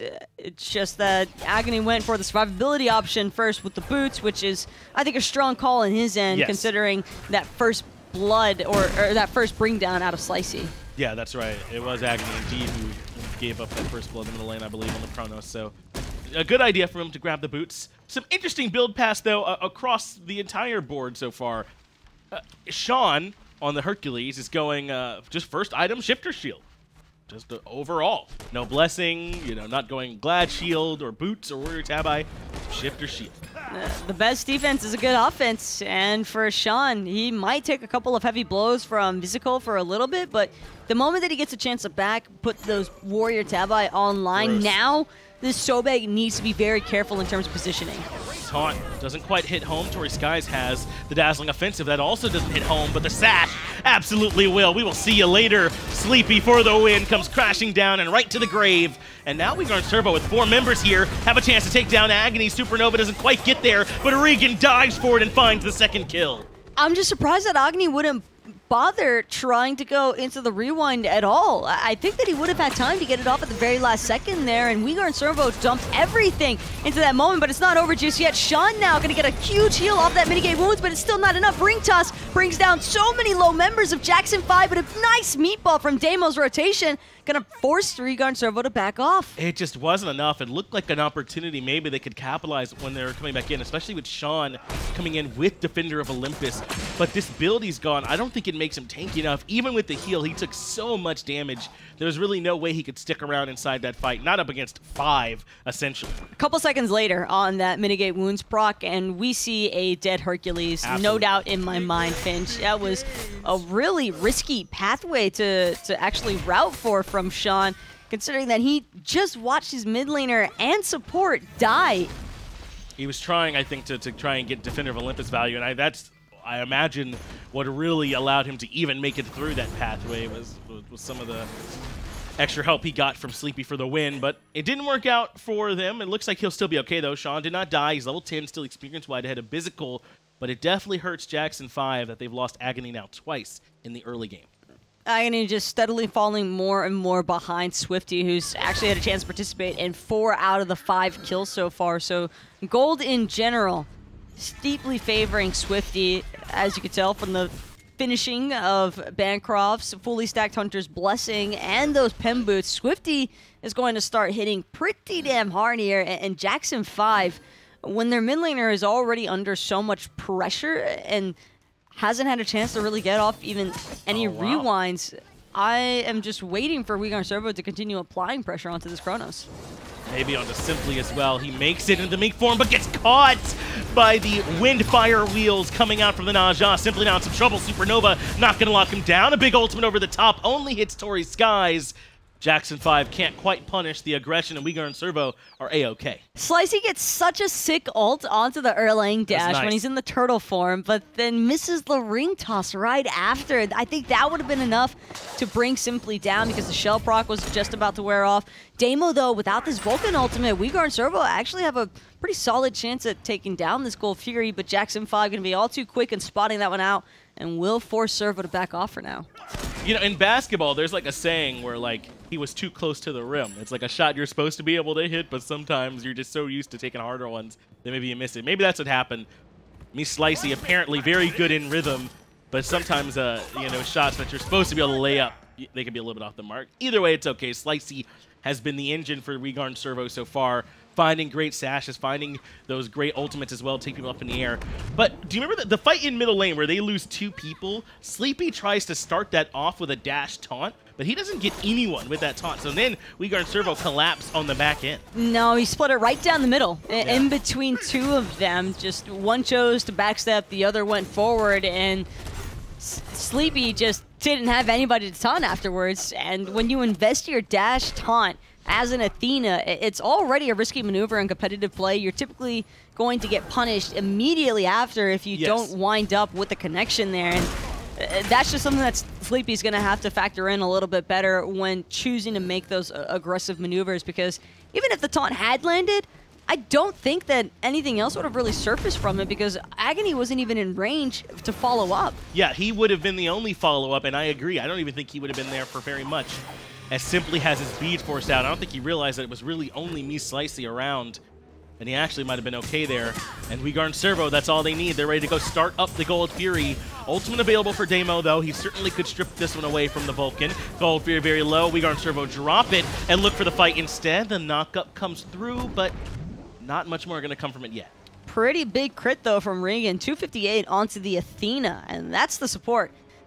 So if Regan can keep repeating that sort of RNG with those explosive bolts, then Jackson 5 might have second thoughts about whether or not they want to try and contest this Gold Fury. All 5 members are from both sides looking to group up. Nice persistent gust from Regan is going to cause the chase, though. That forces CC immunity out from 2 different members. Defender of Olympus is good to keep them alive, but it's Simply who's low. Swifty finds him. That is a nice ultimate to clip Reagan and bring him low, but Slicey has Sleepy in his grasp and found one more kill. 2 for 0 in Servo's favor. But you have to remember, Sean from the backside, beautiful driving strike, going to bring 2 of them into turret range. Bizicle, though, able to avoid the stun from Agony, but he can't get away from that secondary follow-up. Agony with the confirmation off the time rift. That was just too good of a setup there. Itchy Boy, I think, had 2 with the driving strike. Damo is able to hit them with the backfire as well. Agony getting the job done. That makes it 2 for 2 overall, and the Gold Fury taco still stands. Servo in a great spot to win the fight and get the objective, but a small bit of an overcommit and they get punished.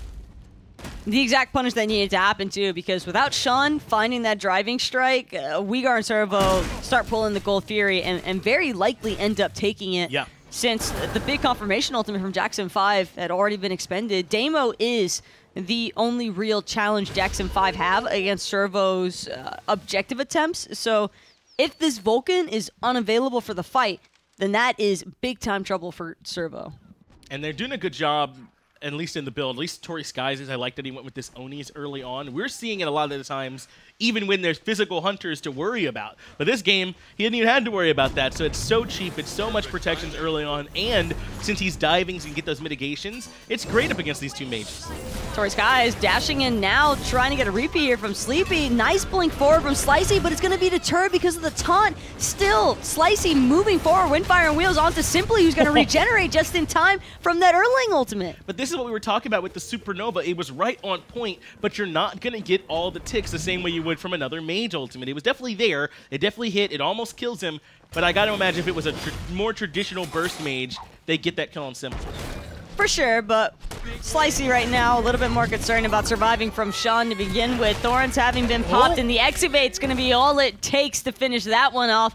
It's your boy Sean popping off right now for Jackson 5. Man, that sounded really, I don't know, that sounded really natural. Your natural swag came out. It's your boy Sean. It's fun to say, isn't it? Isn't it? It's your boy. Yeah.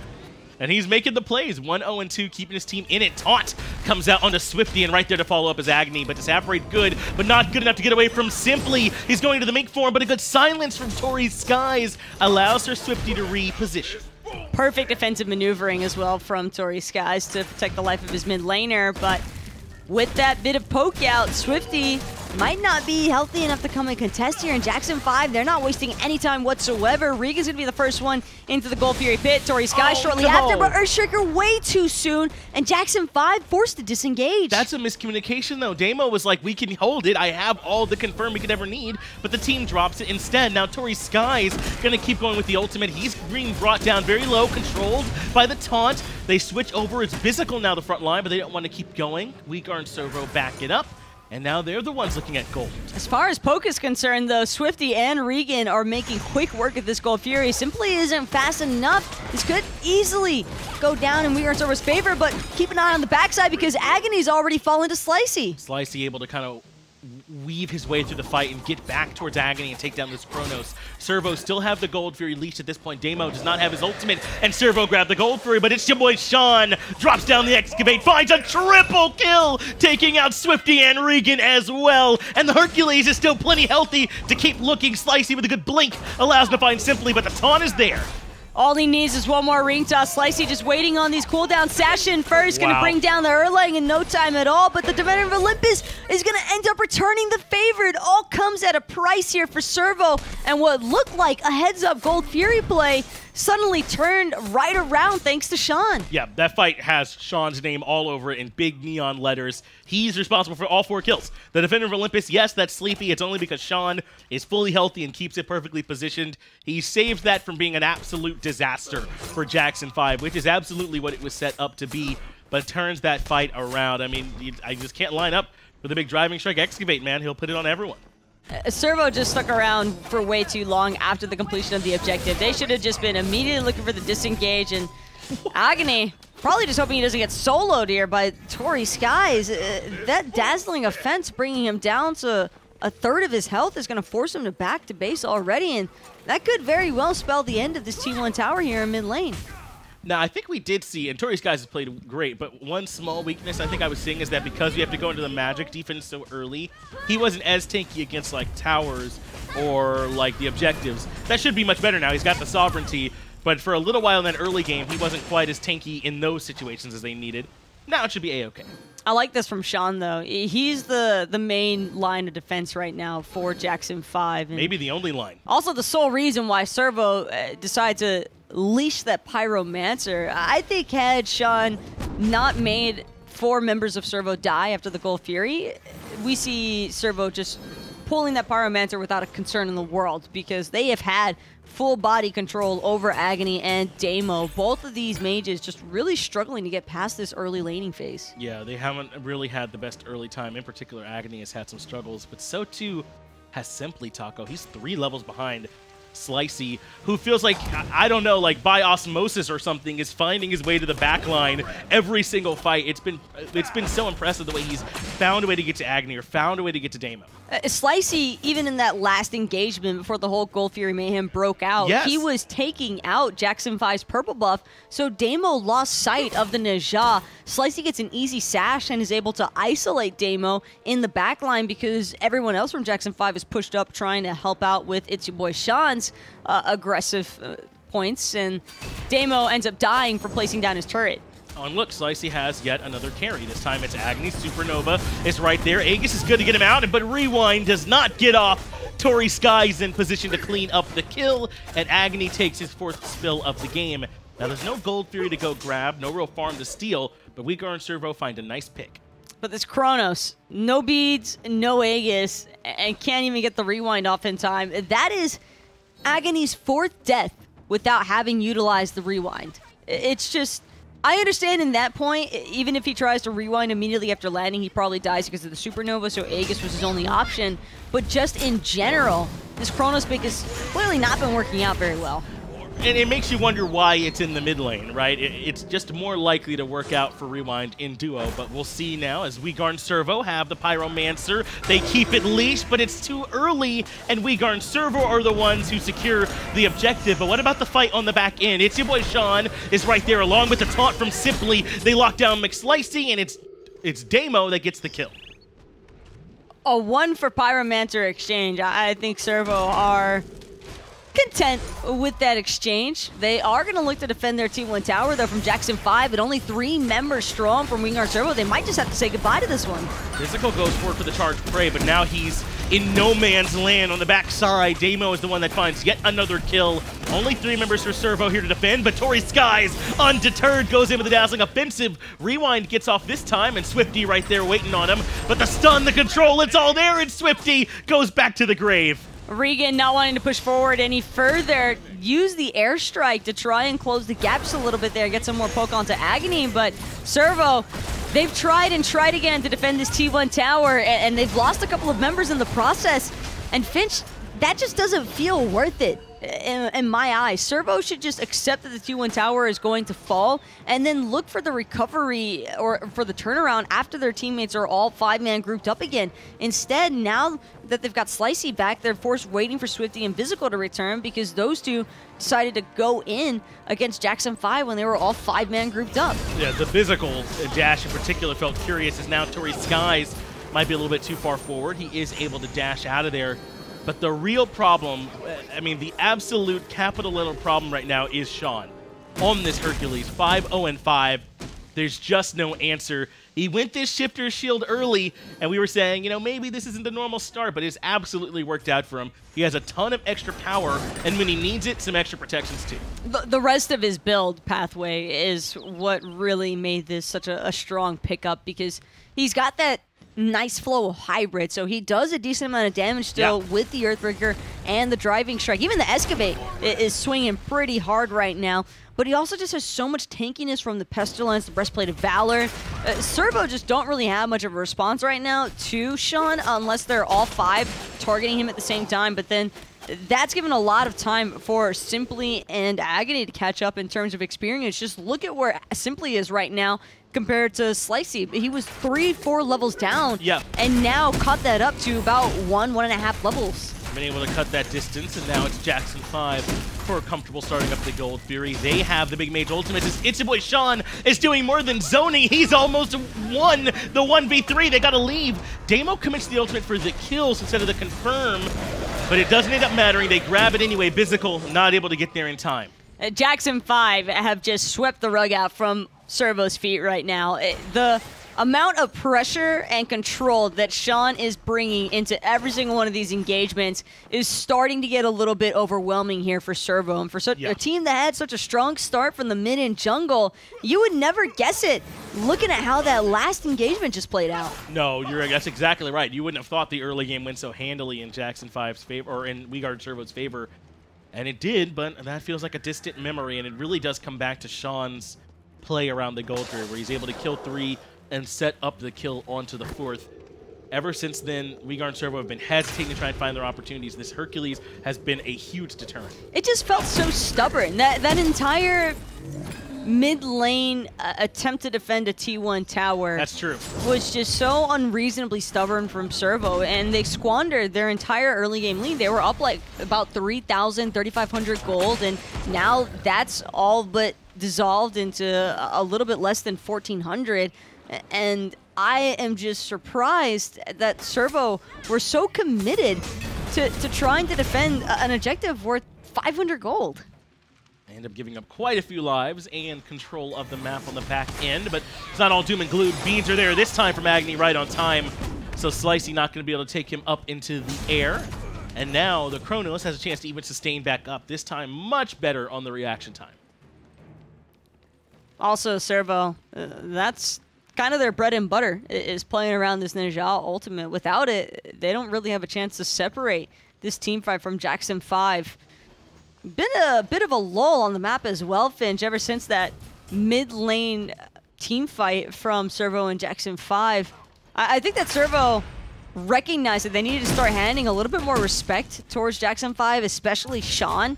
I don't think that they were just anticipating Sean to be as tanky as what he's actually played out. And I like that they're recognizing it. Swifty picked up the Divine Ruin just now as well, Taco, so they'll have some anti-heal to try and stop the absurd amount that Sean's putting out.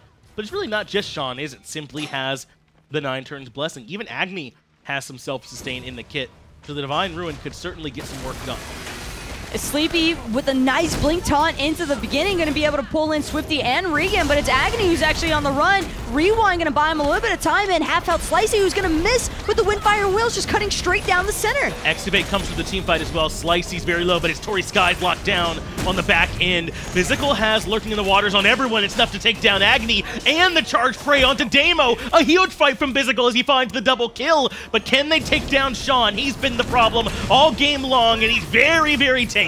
The Divine Ruin proc onto Sean's going to cause a little bit of problems here. And the nice pluck from Physical also ensuring that Sean CC'd before he has a chance to try and get off another driving strike. Love the way that Servo played that team fight. Yes. But mostly because of the fact that Jackson 5 just lost sight of their backline. They completely abandoned Agony and Damo, and Physical just went to town. And it was a perfect punish because you talked about it. Sleepy goes in with the blink taunt, and that does fine too, but Tori Skies, there's two things you can do in that situation. You can either try and stay and defend your backline, or you can aggress on their backline so there's no damage follow-up. That's exactly what Tori did. Dazzling Offensive had Agony and Damo, forced the early rewind from Agony, and then he was right in the middle of Physical and all his damage. That lurking in the water, it just completely ripped through both Agony and Damo, and neither of them had a response because Sean and simply Sleepy too, they were all just so far pushed up, so tunneled onto trying to bring down Slicey that they forget they have their own carries to worry about. And they get destroyed on the backside. That fight goes in favor of Uyghur and Servo, and then when Sean's left on that island in the backside, doesn't matter quite how tanky he is with the anti-heal there. The Brawler's beat stick now completed the Divine Ruin as well, able to burst down that Hercules without too much trouble. Now Uyghur and Servo have Fire Giant on all 5 members and plenty of money to be mined from this map. They've got, what, about 5,000 total to get, 1,500 from each of the Tier 2s, and they have the Tier 1 they just got. Could be a little bit slow on these T2 sieges, though. Looks like Jackson 5 are interested in challenging Servo on the T2, and I think that this is mostly going to be Jackson 5 seeing what they can and can't get away with, but first they've got to worry about their support, who I believe just got carried up into the sky there. No, it was going to be Simply, who was actually the one at the bottom, but no chance of survival. Simply trying to cut corners and look for a flank onto Servo, but just a little bit too ahead of the rest of his team. And that was the weakness that was being covered over by Sean's impressive performance, was how far behind Simply was. Now it's Tori Skies chasing down Damo, who has not used any relics. He doesn't have the Aegis, he didn't have beads, but the taunt controls Tori Skies and gives Damo room to breathe. Now it's Swifty looking to output some damage, with the Tier 2 towers already down. And Damo breaking away from the rest of his team, though, is the main reason why Jackson 5 had to forfeit that T2 tower defense. There's nothing more they can do because they're too preoccupied looking to peel their Vulcan out of danger. Sleepy's looking for the lockdown. Does find the taunt onto Swifty. The stun comes through as well from Agony. Not able to find much more. The tier 2 tower in mid now should go down as well. Jackson 5 have tried to show some presence, but haven't actually got to get set for a defense yet. And the problem is, they don't have a whole lot to really work around with here either. Between Neja, Sol, and the Jingwei, these structures are not going to be standing for long. Servo needs 10 seconds or less, and they'll bring down any one of these structures standing for Jackson 5. It does appear, though, that Servo a little bit more interested in taking down the Gold Fury as opposed to sieging that final T2 on the map.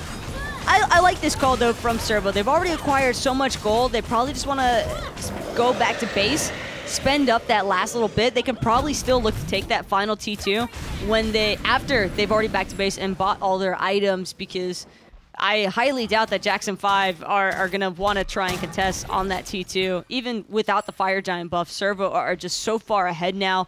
13,000 gold out in front. I think 1,700 was the least amount in hand when they backed. And that was on the Ama, who's still out, so 1,800 now. All the carries had at least over 2,000, so a lot of gold to be spent by Uyghur and Servo, and they certainly will as they head back to base. But I think the real problem for this team is that Jackson 5 does not have an answer to this Amaterasu dazzling offensive. That is why she's so high prioritized. Yes, she's very good in lane, and that's valuable, but dazzling offensive is like unpeelable initiation. You can't do anything about it. Especially not if you're Kronos or Vulcan. Kronos, you can rewind, but then you don't have your rewind. Yeah. And having to be forced out of an ultimate like that is essentially meant to be a hard reset button, but you're just resetting into probably even more poor positioning than what you were originally in before the dazzling offense came out. It's just such limited options here for Agony and Damo that I don't think they were anticipating this amount of control out of Servo. For a moment, it looked like Sean was going to be their knight in shining armor, but the Jackson 5 just unable to continue capitalizing from this Hercules. Not able to do quite enough. As well as Sean has played up until now, if his damage dealers aren't there, then he can't do enough by himself, which is probably good. Glad that one beefy boy can't just win the game, but certainly Sean has been playing lights out for him this game. Looks like Servo are grabbing red buff first here, though, before they head back to Fire Giant, which should be back up in about 8 seconds. But there's going to be a fight here in the jungle. Sleepy found the taunt. The follow-up damage there from Damo. Now comes the ultimate. It does bring Regan to half health, and Swifty very low as well. But Sleepy needs a little bit of help to get Tory Skies off him. He repositions, and it should be some trouble for Sean as well. He falls to Regan. Sean's just left alone for way too long with all 3 carries from Uyghur and Servo. Tory Skies and Bizical, job accomplished. That is all they needed to do, was keep the rest of Jackson 5 preoccupied so no one comes in for backup. And with the only member that could have helped Jackson 5 contest the Fire Giant, Sean's out for another 40 seconds. There's no chance in hell that we see Jackson 5 wanting to push up into this Fire Giant pit. They certainly shouldn't. Sean is a big part of what they can do in this type of situation. He's the one that can absorb damage and sustain it up, and has the displacement, has the even potential to steal. But they're stepping up without it. Agony trying to contest a ward, gives his life away. Regan finds the kill. It's just poor decision-making from Agony that has been his main demise here in this first match between Servo and Jackson 5. It starts off in the mid lane with being a little bit too far out there. Love that from Servo, though, just using that Vulcan ultimate to help them clear the Fire Giant even faster. Absolutely. It's too early. And that's what Agony gave up his life for, is to try and get some vision around the objective. They didn't even get it. So, unfortunately, that means Damo can't correctly time when to put down the ultimate. It only helped Servo clear the objective, and now they can finally take down the tier 2. But as a Kronos, you can't think for 1 second, no, I can de-ward this Fire Giant all by myself. I should be the only one walking in this area, and I don't even have my ultimate available. I really do think Kronos is probably last on the list of people I want de-warding. Either him or Damo, one of them, as it's Sean that gets pulled back in, but he has a nice driving strike to force them to reposition. But Sean is getting shredded. Regan brings him down on a full-fledged rampage. 5 in a row coming out. Right side, Phoenix goes down as well. Uyghur and Servo aren't ready to push through the right. They want to come back to the mid. Phoenix. Bizical takes some poke on his journey, but Tory Skies makes it comfortable. Servo just trying to be as complete as possible, I think. They've got one strong pick there onto Sean. They know that they can definitely take another Phoenix with that pick alone.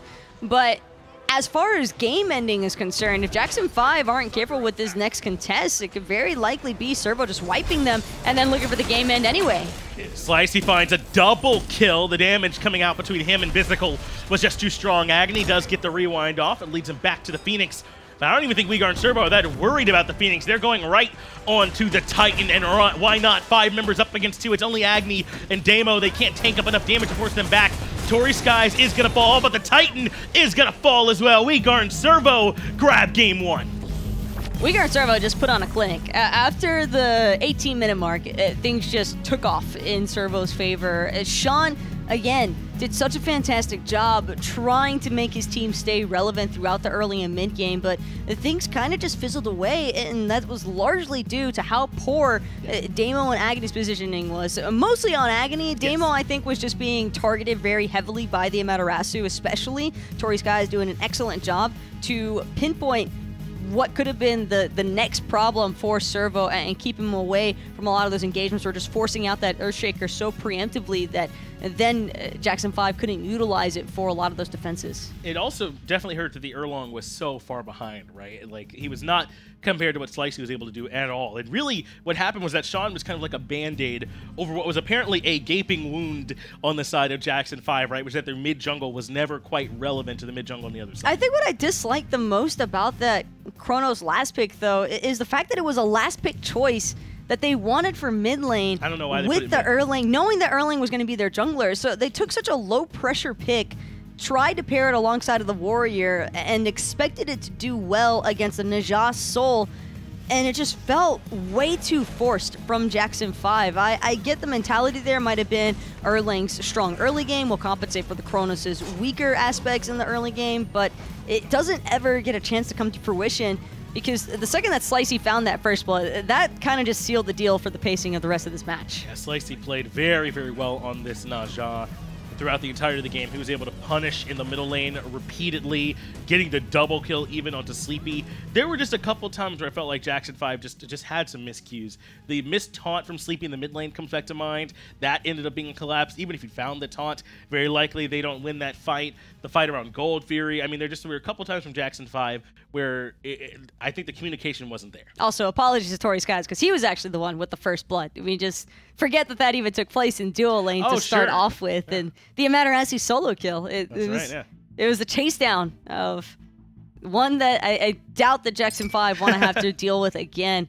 And yeah, take that Najah. Sure enough, that Najah, it's got to go. Slicey was having a fantastic performance on the Najah, and it was just way too difficult to deal with, I think, especially in terms of keeping their carries alive. Yeah, I think so too. Get rid of that Najah. It was too much pressure. Freya, Baron, and Chernobog all getting banned away as well. That means the Athena certainly could still be back out there if they want to try and pick that one up. A lot of strong selections available. Serket in the jungle as well. So Jackson 5 already have a high-pressure jungler. But Athena still on board. Same thing for Amaterasu. I like Servo, though, they like Physical on that Sobek. I can't blame them. Still a little bit ambiguous as well with this Sobek pickup, because it's not 100% whether this is going to be solo support just yet. I am leaning towards it being Sobek for Physical just because we saw him have a strong performance on it last game, but there's no reason that Servo can't choose to interchange the two. Yeah, not at all. I think, like, as you said, very likely we're seeing Sobek solo and Amaterasu support, but this is very much going to work for them. The Amaterasu was so key for Tory Skies in terms of the initiation. Physical looks great on the Sobek as well. These were their key team fighters, I believe, along with that Najah. So make sure you lock those down, get the Soul back in the mid lane. But they are going to be up against Athena, Serket, a very potent combination, all forcing beads often.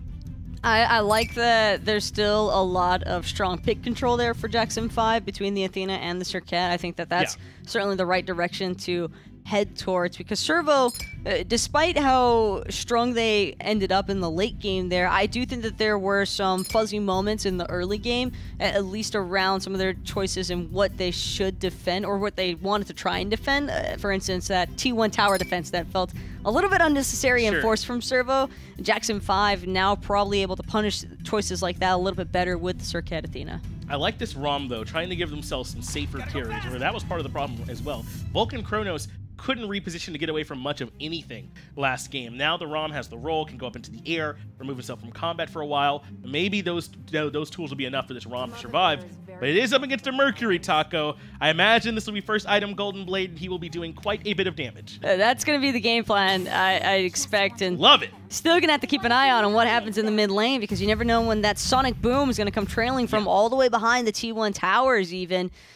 Soul also, to pair alongside of the Mercury, kind of works the same way as what we saw with the Najat. There is follow-up, although it's not necessarily the most ideal follow-up. I think that we could still expect to see some good burst out of Swifty here. Yeah, absolutely. This Discordia should be able to put out good damage. Might even give an advantage over with the passive early on based on who's dealing the most damage at that point. But I mean, these double hunters, it's not just Soul and Hachiman, but it's Hachiman with the Heavenly Banner to boost their attack speed. Even the Mercury as well. That is a ton of basic attack damage coming out from this squad. And they don't lose too much AoE either because of Mounted Archery, because of Supernova. This is a scary draft from Servo. It's continuous aggression from Servo in comparison to Jackson 5, who are mostly trying to work around the last breath from Simply or a taunt off of Sleepy. Early game laning pressure, though, should be a little bit more favored towards Jackson 5 here this time around. It could be fairly even because Damo's Astral Arrows are still going to struggle to keep up, I think, with Tori Skies and Regan. But it should be enough at least to where neither side's going to look for an invade against the other. And there it is. They give up on the lane pressure and just go right back to purple, and Sleepy wants to be right here for it. I believe he has the dash we saw already, so his steal potential should not be that high, and purple buff is secured by Servo. Damo finds one shot, and they're going to go look for the red buff steal. And look at this, Agni's going to rotate over as well because he outcleared Swifty. This should be confirmed.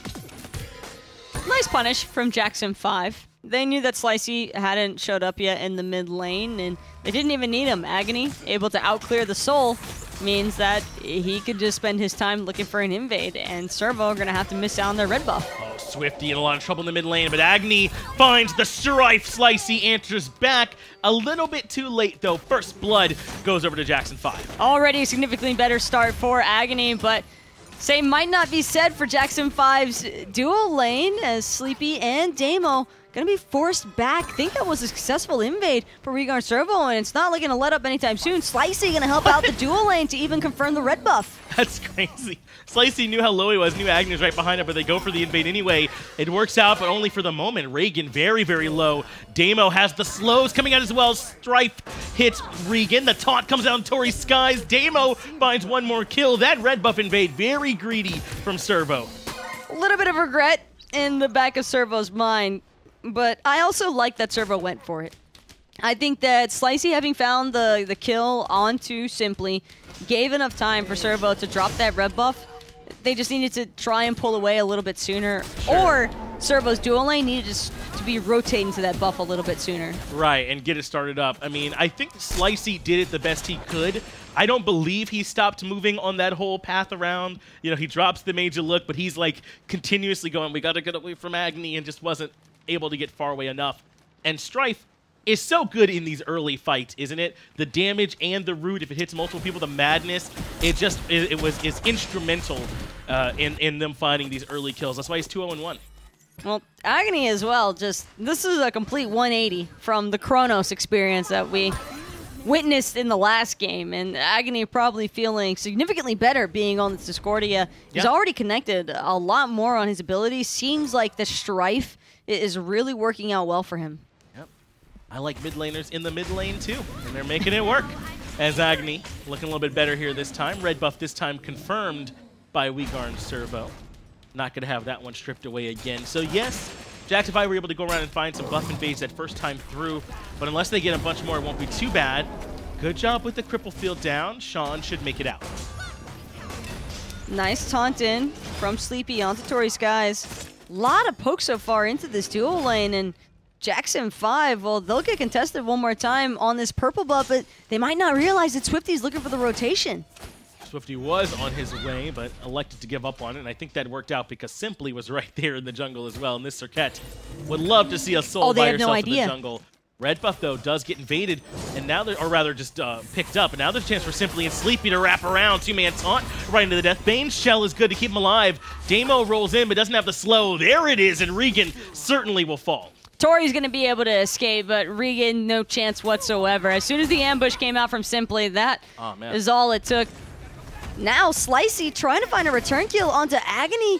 Great poke, but Agony had the purification beats. That's all it took to disengage there. Swifty too far away from having to juke out the golden apple that he wasn't able to get in range in time for the stellar burst. Tori Skies could be in some trouble, though he is quite fast, looks like. He'll be able to make it out, but yeah, Slicey commits pretty hard to that kill there in the middle lane. It would take a lot to take down Agony, like several more in-hands for that to be enough damage. I mean, he connected with basically everything. It just wasn't enough. And unfortunately, he had to give up on it on the back end of that. Swifty wasn't there to follow up.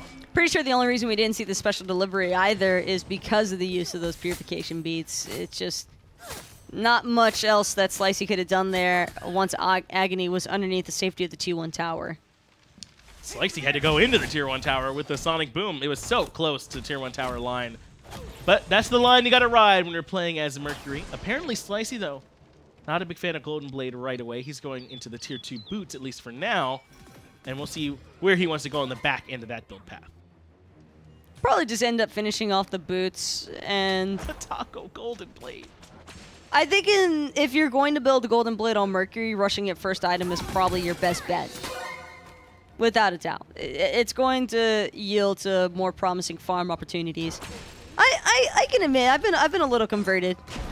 It's so fast. The cooldown for Made You Look is low seconds, enough right? to justify it. Yeah, he's constantly up. And he clears so quickly. You don't have to, all you do is be in the camp for half a moment as Swifty is now in some trouble. Disapparates good. Sonic Boom finds Agony and the special delivery, but last breath, even better. Slicey certainly going to fall. Simply finds that kill. The golden apple hits Tori Skies as well, but they don't have enough cooldowns to follow up. I was so concerned that Tori Skies was about to have the poison spread to him via minion. Had he stayed in that creep wave any longer when those creeps exploded, Tori Skies probably ends up joining Slicey, and it was such a nice Sonic Boom, just like that was a nice dash taunt in. Beautiful Supernova, though, to disengage, and Tori Skies still just trying to juke weave every which direction, but Damo gonna bring down Swifty anyway. It does go with an answer. Simply has fallen as well, but Servo underneath a little bit of heat here from Jackson 5. That was nice. Those are those half rotations from Rom. You know, we don't see them as much as we used to, just kind of coming towards those mid-harpies, towards the oracles, and just firing over the walls. Rom is so potent later on in the game with his autos that we kind of forget how impactful he can be early on with just this ult. But a nice job from Damo, cleaning up the kill to at least make it 1-for-1. With that in mind, all of these kills are favoring Jackson 5, but as far as the farm is concerned, the only real lead Jackson 5 have over Servo is that first blood bounty, essentially, and that's just not enough of a lead, Finch, I feel, for what Jackson 5 have actually been accomplishing in this early game, and see if we can make it work for them. Tori Skies goes back in aggressively, but gets away from the taunt there from Sleepy. They initially had some invades earlier on, but Servo have done a good job responding to them. And I think that's why we see it kind of slow down a little bit. Servo, or rather, Jackson 5 haven't been able to continually force the issue. I wish that Jackson 5 would have kept forcing that, though. Right, at least keep trying. Agony has been so on point with a lot of these strifes and causing so much pressure due to it, but Tori Skies making sure to return the favor onto Agony. Nice poke damage there. Going to force that Discordia to back to base. And still, going back to it, I just think that Agony has had so much control over this mid lane after that start that I just wish Jackson 5 would have kept pushing into Servo's jungle a little bit harder. Instead, things have slowed down at least a little bit in terms of jungle pressure. There's still been little skirmishes all around the map from these two teams as they continually fight, and wouldn't be surprised if they keep it going. But Servo, if they can stay this close, they've got to be feeling good, right, Taco? I mean, Hachiman Soul Mercury late game with a Sobek on your team. I mean, that's got to be feeling pretty good. Well, Circuit, Discordia, Athena, Rom's nothing to scoff at either. That's fair. I think it could go either way in the late game.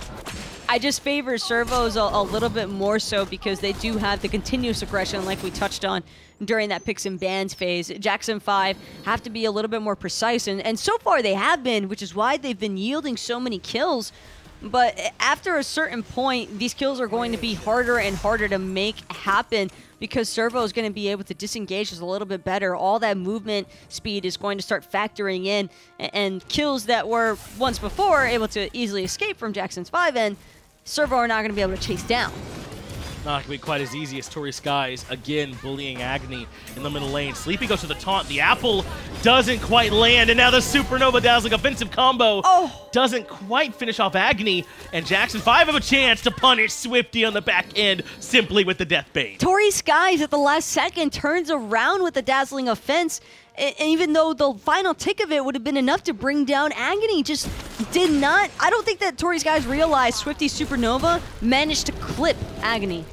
They didn't realize just how close they were, and unfortunately, Agni will remain unkilled here in this game. Tory Skies feeling a bit unfortunate here in the middle lane, but not deterred. As aggressive as always, a Sonic Boom is on the way. They're trying to lock down Sleepy. They've got him, but Sleepy returns the kill. That's the second or third time now we've seen Slicey go in for those long-range Sonic Booms and simply just be waiting right around the corner for the Cobra's kiss. Every single time. And eventually Slicey is just going to have to learn you can't afford to go in as long as there's another member from Jackson 5 looking to protect. They're definitely going to control him on the back end, and Mercury does need a little bit of time to make sure he's able to, keep his chain going. Wants trying to get some autos in the back of Sonic Boom. Wants to try and get the special delivery. He does have Golden Blade finish now, though. An item you all know I'm a big fan of. Those splash autos are so strong and increase Mercury's clear speed so quickly. Can even allow him to do some AoE damage in fights, but Swifty's in some trouble. This isn't over yet for Swifty. No Death Bane to follow up just yet, but it's not even necessary. Quick Strife, Unruly Magic going to seal the deal there, but Slicey going to eat the Golden Apple and spread it to Tory Skies. Slicey might have brought down Simply, but now he could end up falling. He's definitely in some trouble. Beads come out preemptively from Slicey to make sure he doesn't get taunted, but now Bizycle is here to try and control the fight. Agni finds the two-man Strife and drops it down, but Bizycle's lurking in the waters. Has Agni slowed, has him charge prayed, and Bizycle cleans up the kill on the mid lane mage. Perfect rotation out of the croc. Bizycle just saving Servo time and time again from game 1 all the way over to game 2 now. Had it not been for Bizycle showing up, I think that we definitely see Jackson 5 choosing to continue aggressing there. Regan's mounted archery also just now coming up off cooldown. He didn't have it in that little bit of a jungle skirmish. Would have been nice to apply, but just unable to really get that one off before the fight falls out. I'm glad you brought up Regan, though. He's elected to go with the Bloodforge as opposed to Devourer's Gauntlets, which we often see, or waiting a little bit longer into the build to build this Bloodforge. Ninja Town by a Bloodforge early on. Why is this what he's looking for? Heavy power spike, and overall the sustain isn't half bad. I think that mounted archery also gives Regan a pretty excellent last hitting tool, so I kind of like the Bloodforge choice over the Devo Gloves. This is mostly down to player preference, too. It's an easy chance for him to proc the passive, right, with the mounted archery, and a bunch of extra free power on it, too. Certainly doesn't hurt as Damo drops back in with those snipes. They lock him down. Beads allow him to roll back out, but Regan hunts him down. Now Regan in a little bit of trouble as Sleepy with Defender of Olympus is enough for the kill, but Sonic Boom finds Simply lined up by Slicey, and the special delivery at the very edge brings him right back to Swifty. Great special delivery into the Stellar Burst. Agni's been spotted out on the backside too. Started rotating in, but went a little bit too deep here. Slicey looking to chase him down. Made you look, get some decent poke against him, but because of Sean's special guest appearance here, it's Servo just going to let Agni walk on back to his side of the map. Not going to invest too much into this RDO, but maybe they are indeed. Swifty's here along with Bizycle, but with that dash now used, Sean should be A-okay. But another interesting fight over in the dual lane, and just like that, look at the gold disparity. Vigar and Servo are now very, very close to Jackson 5. There's no real lead to speak of. And Tory Sky is also just a successful purple buff invade. Servo are just finding the picks, and they're finding the stuff after the picks that they need to continue expanding on a lead or catching up to the little bit of one that Jackson 5 was starting to develop in experience, but instead the tables have already turned. Slicey, despite having taken a couple of early spills here, has already surpassed Simply in experience, which kind of baffles me, to be honest, Finch, because Simply's been a part of 10 out of 10 kills. He's been playing very well in the actual fights, but he's also been getting punished relatively often. He's taken 4 deaths so far. Slicey's had a little bit more time to farm. And because of that, now he's right there relevant with this Circat.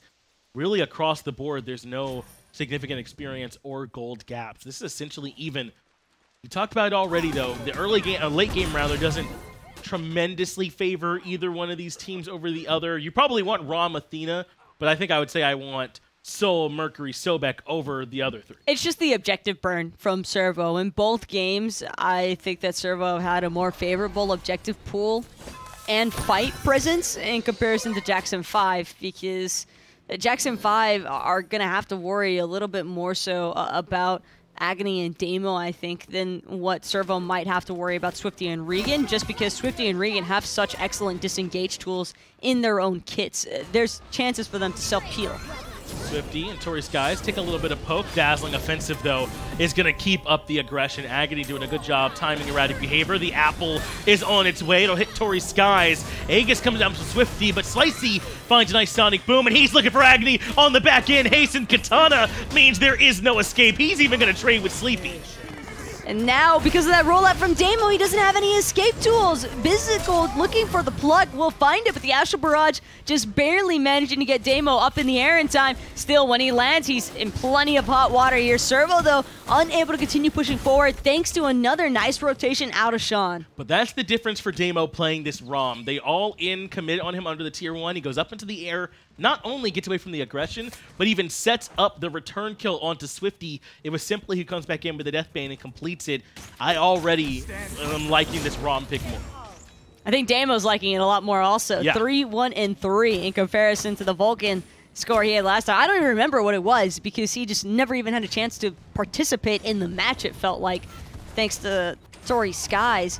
I want to see more of those moments, though, from Slicey, because I love that Sonic Boom past everybody, not only managing to clip out and cause a stun against Jackson 5 when they were aggressing onto Tory Skies and Swifty, but also there's just no one to stop him from aggressing onto Agony, and Jackson 5 falling victim to the same stuff as the last match where they lose sight of their carries temporarily in these team fights. Yeah, I'm not even sure Agony was his initial target. Either way, he definitely recognized at the end that that's definitely who he should be on, stuck to the Discordia quite well, and was able to bring her down. She does have Book of the Dead completed now, though, in the middle lane, along with Book of Thoth.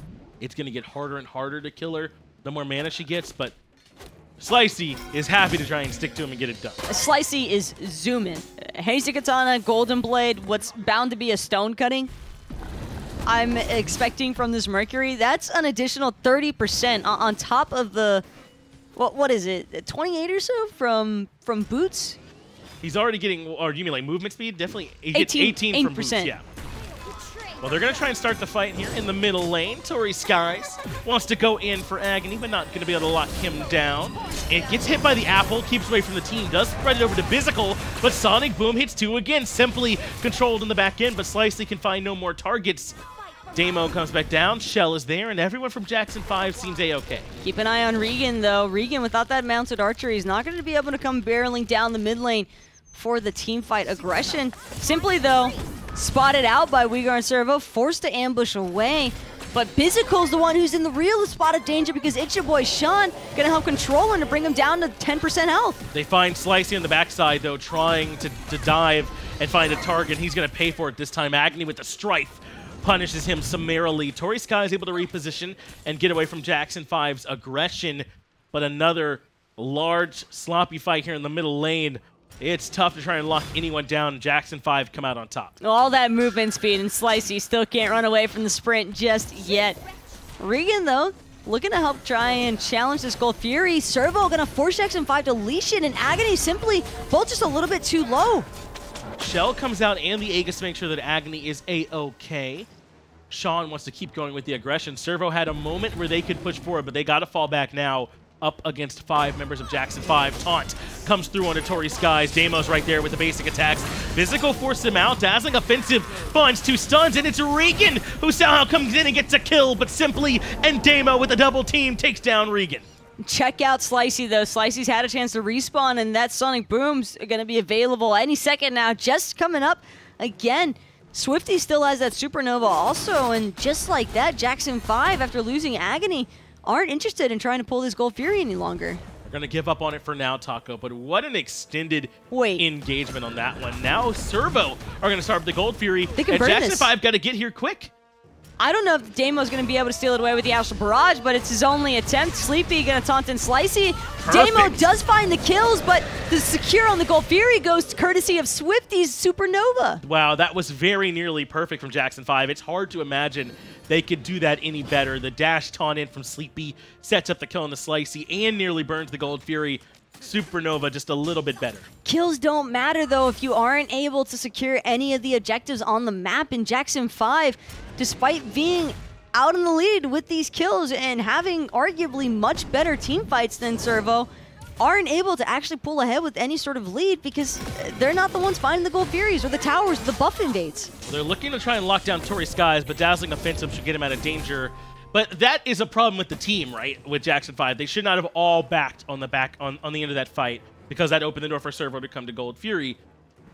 If we're already in that decision tree where they all backed and it's just Sleepy and Damo to defend, they played it as well as they could, but they probably shouldn't be on that branching path anyway. That was actually the next point I wanted to address is why would everybody from Jackson 5 back off from what felt like a rather contestable Gold Fury? Yeah. It's just you have to actually stagger your backs in those sort of situations, especially at competitive levels of play. You can never really assume that a Soul and a Mercury are not going to be enough to drop a Gold Fury.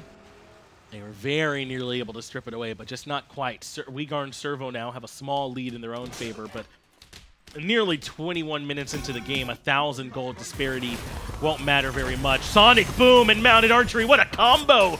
Damo has nowhere to go. Regan and Slicey, a perfect combination, find the kill. That came from, it might have even been from behind Damo's tower. He was looking straight ahead, had zero thought process, maybe just assumed that Regan was charging with that Mounted Archery for the slow into the boxing trade. That Sonic Boom just completely caught Damo off guard, and now Jackson 5, they're not even able to pull this Pyromancer because the rest of Servo, expecting Jackson 5 to look for an objective after their Hunter has fallen, we're all in position to defend it. That was a good job from Servo to rotate over now. They're the ones looking at the Pyromancer. Agony is right around the corner, though, with Strife and Unruly Magic ready to go, and that's exactly the combo he drops. A taunt comes through from Sleepy, but that was some of their best steal, and now Servo able to confirm the objective, no problem. They will drop the apple in the middle of everything, and that will spread, but Supernova is good return damage. Simply has to run. Simply has to run for now, but Slicey's going to make quick work of the T2 tower over in duo lane, and just like that, Servo, they don't just get the Pyromancer, they walk away with the T2 tower, and the gold lead that was all but non-existent beforehand has now expanded to about 5,000 in Servo's favor. In a minute.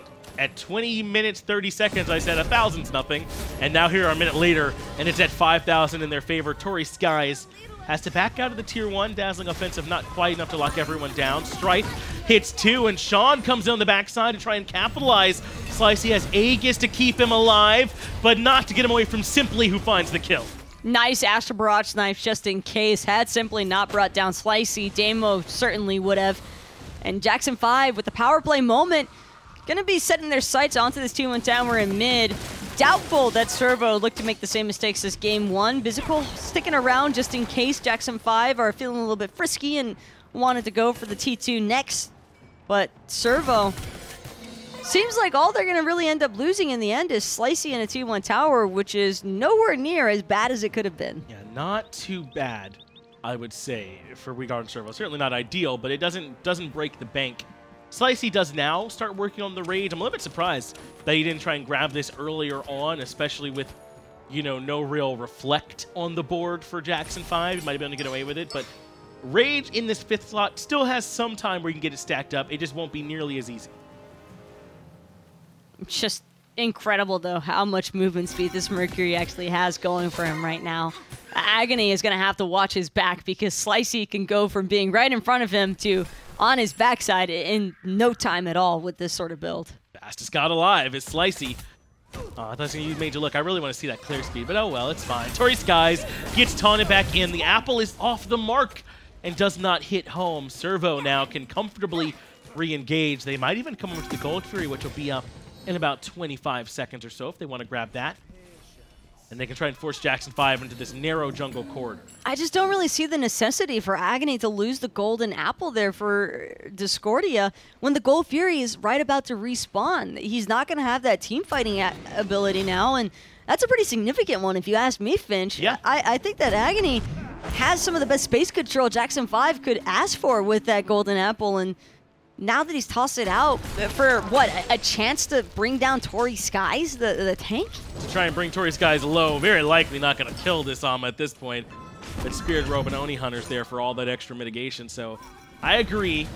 It would have been a long shot either way, and it doesn't even connect to make matters even worse. Sean, though, blinks in. He wants Slicey on the backside of the fight, even gonna land the root. Sonic Boom allows him to reposition, but they have forced out the Mercury early on. Torrey Skies does not have Dazzling Offensive yet, and Supernova does not find purchase on the backside of the fight. This is good for Jackson 5. Physical might have bit off a little bit more than he can chew, getting taunted back in here and control. Deimos just surrounds him and destroys him with all of those in-hands, looking to apply even more slows. He's got that Poison Star online. One crit's all it takes to bring Torrey Skies into chasing range, and Servo now on the back heel here. Still don't want to let this Gold Fury go for free. No, Torrey Skies tries to rush his way in with the Dazzling Offensive. He gets them off the Gold Fury, and one more time, the apple is off the mark from Jackson 5.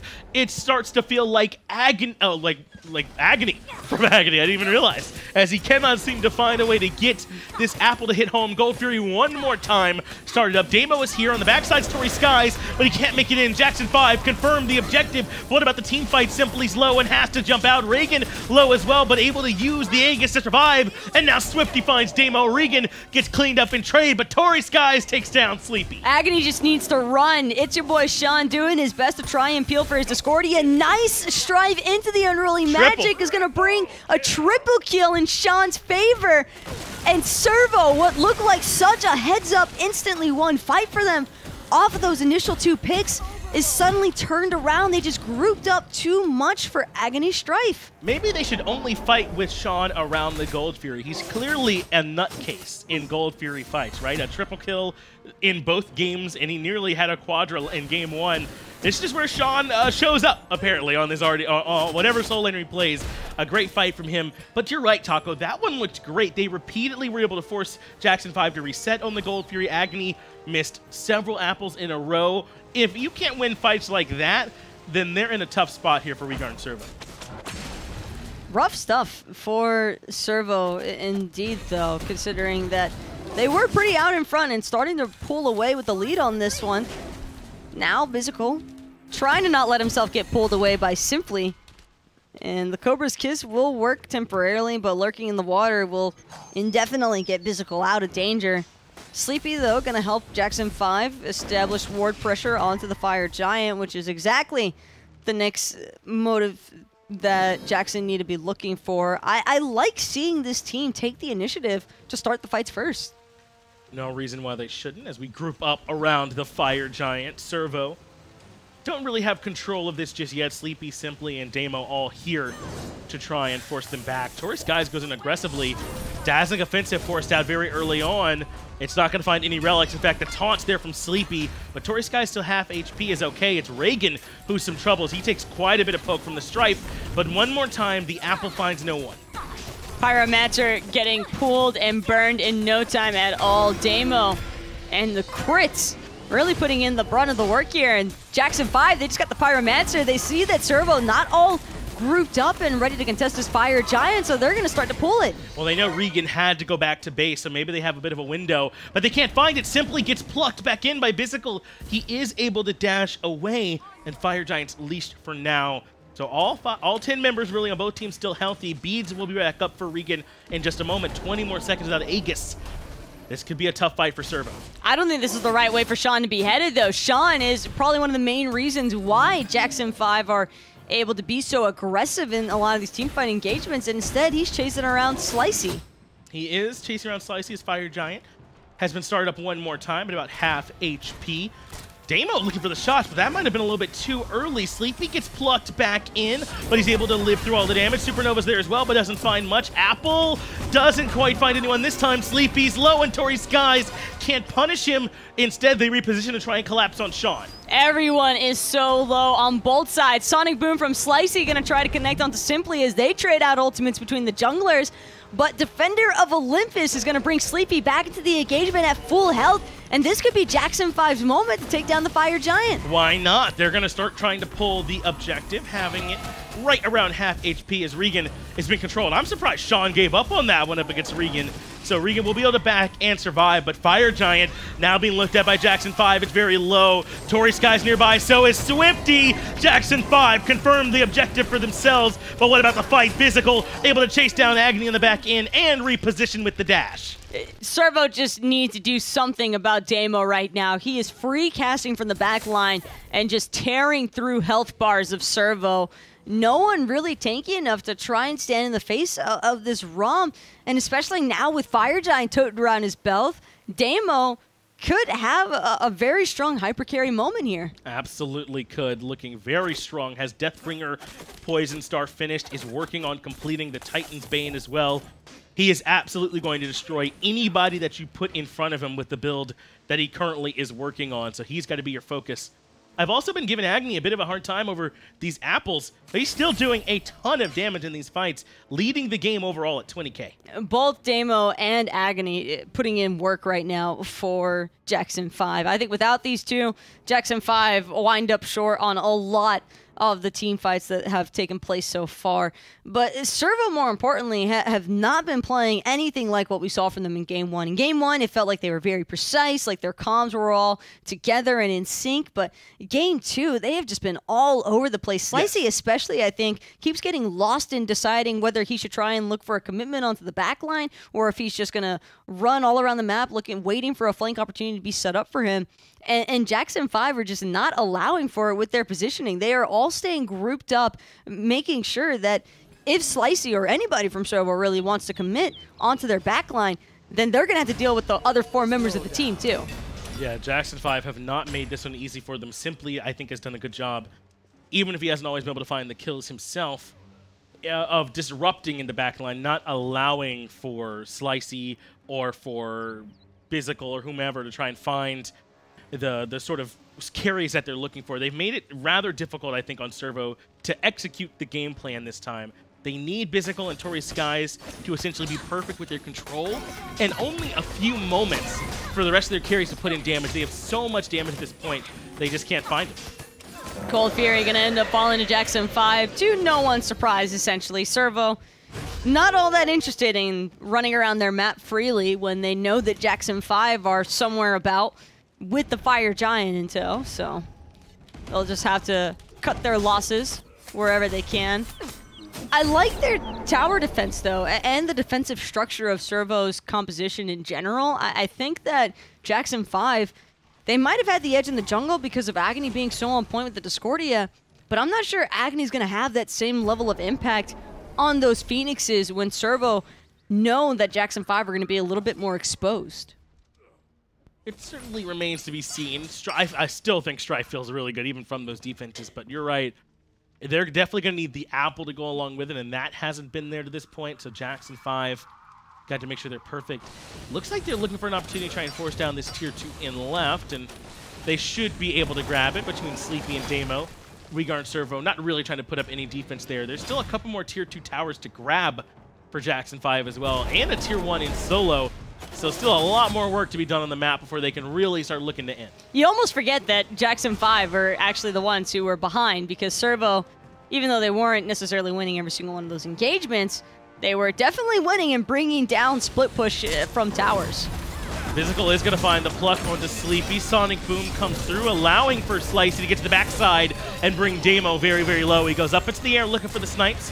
Can't find much there as Aegis immune did, but Slicey with the Mage Look finds Damo the second he lands. Perfect patience there from Slicey, and it's not going to let up anytime soon. Tori Sky is looking to zone away Agony, and Simply, they can't find an opening, but Slicey will end up falling Simply with the Deathbane connection, but it's all Agony from that Strife and the Unruly Magic burst. Yes, that was huge from Agony to set it up. Now Sleepy dashing forward with the taunt, can't quite find the lockdown. Shell comes out as well to try and keep Jackson 5 topped off and healthy, but Servo, this is a full-fledged defense up against a Fire Giant team on a Tier 2 tower, and they have sent them running.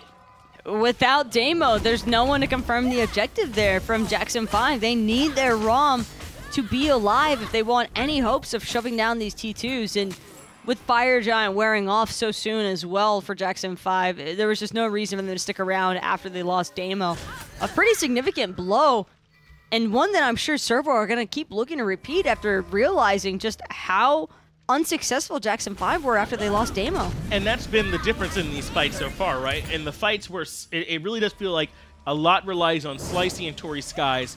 Tori Skies with the dazzling offensive, but Slicey has to get to these carries on the backside of the fight, and this time he just Sonic boomed for positioning. I don't even think it was for stuns or anything like that. He's like, I gotta get to the back. He gets all the way there, punishes Damo immediately, and Major Look when he lands. The only person he wanted to hit from that Sonic boom was Damo. That was it. If he could apply even a little bit of damage onto Damo and force the Astral Barrage early on, that was really all it took, because as strong as Astral Barrage has been in getting Damo out of a tight spot, it can also work against him, because Servo know exactly where Damo is going to land when that ultimate is over, and that's the reason why Slicey was able to predict it and find the easy Major Look. A very nice kill from Slicey there in the back end to set up the defense for his team. Now Uyghur and Servo can be around one more time to try and actually contest the Fire Giant. They don't have a ton of relics though, Taco. They got to be careful. Reagan has none of his defensive options. 50 seconds for Swifty on beats. That was the other thing too. Damo didn't even have a chance to try and use the Aegis.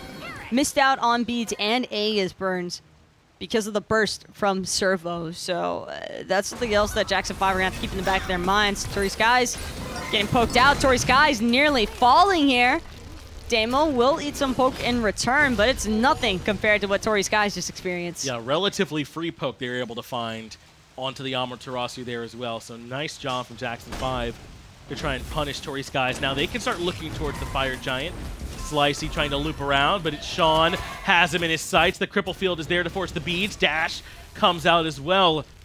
A lot of patience from Jackson 5. They've won this fight so far. But there isn't a whole lot of sustain for the team. Damo actually looks like he's the one tanking this Fire Giant. He's bringing himself down incredibly low. Servo are bound to start jumping in here any second. Damo going to end up using the beads and not get knocked up. Slicey will fall to the auto text out of the realm, but the wall cuts off Damo's escape. He rolls right into the wall. He is going to be able to go up and look for return damage. Comes right back down in the middle of everyone, but Aegis buys him a moment. But Tori Skies is right there. He turns around for the damage, but Bizicle finally brings down the Hunter and brings down the house. Sleepy finds Bizicle, and now Uyghur and Servo have got to run. They're all so low. But it doesn't even matter. They managed to kill. They brought down Damo. It's your boy Sean going a little bit further ahead than everybody else. Sleepy also going to get caught up, but it's Regan who falls to the RDO. Swifty going to be next from Sleepy. Tori Skies still on the escape. But I don't know if he'll be able to run away from Sean for much longer. Sean absolutely should keep this going as long as he can. Try and lock down this Ama. Okay, now that she's in the fountain, you give up on it. But this is a huge fight from Jackson 5. They got the Tier 2 tower in right. Even without Damo, they should be able to bring down this Phoenix. I don't know how much more they'll be able to do than that, though. Slicey will be back up in 5 seconds. Slicey's going to have to make the defense of his lifetime with Tori Skies, but no, Jackson 5, they don't feel comfortable trying to push for the end here. Even with 2 members being dead for 30 seconds, Jackson 5 choosing to play this one safe. They did back off there, even with the 4v2. I think they realized without Damo they didn't have a ton of damage. But look at this, Uyghur and Servo are so sure they're committed to the retreat that they're going aggressive. Look at this blink in from Bizicle. He teleported to the backside of the fight. Slicey has the Sonic Boom charged up. He finds 2 members and goes right to Agony on the backside. Aegis keeps him alive, but Agony returns the favor. Strife deletes the Mercury from the game.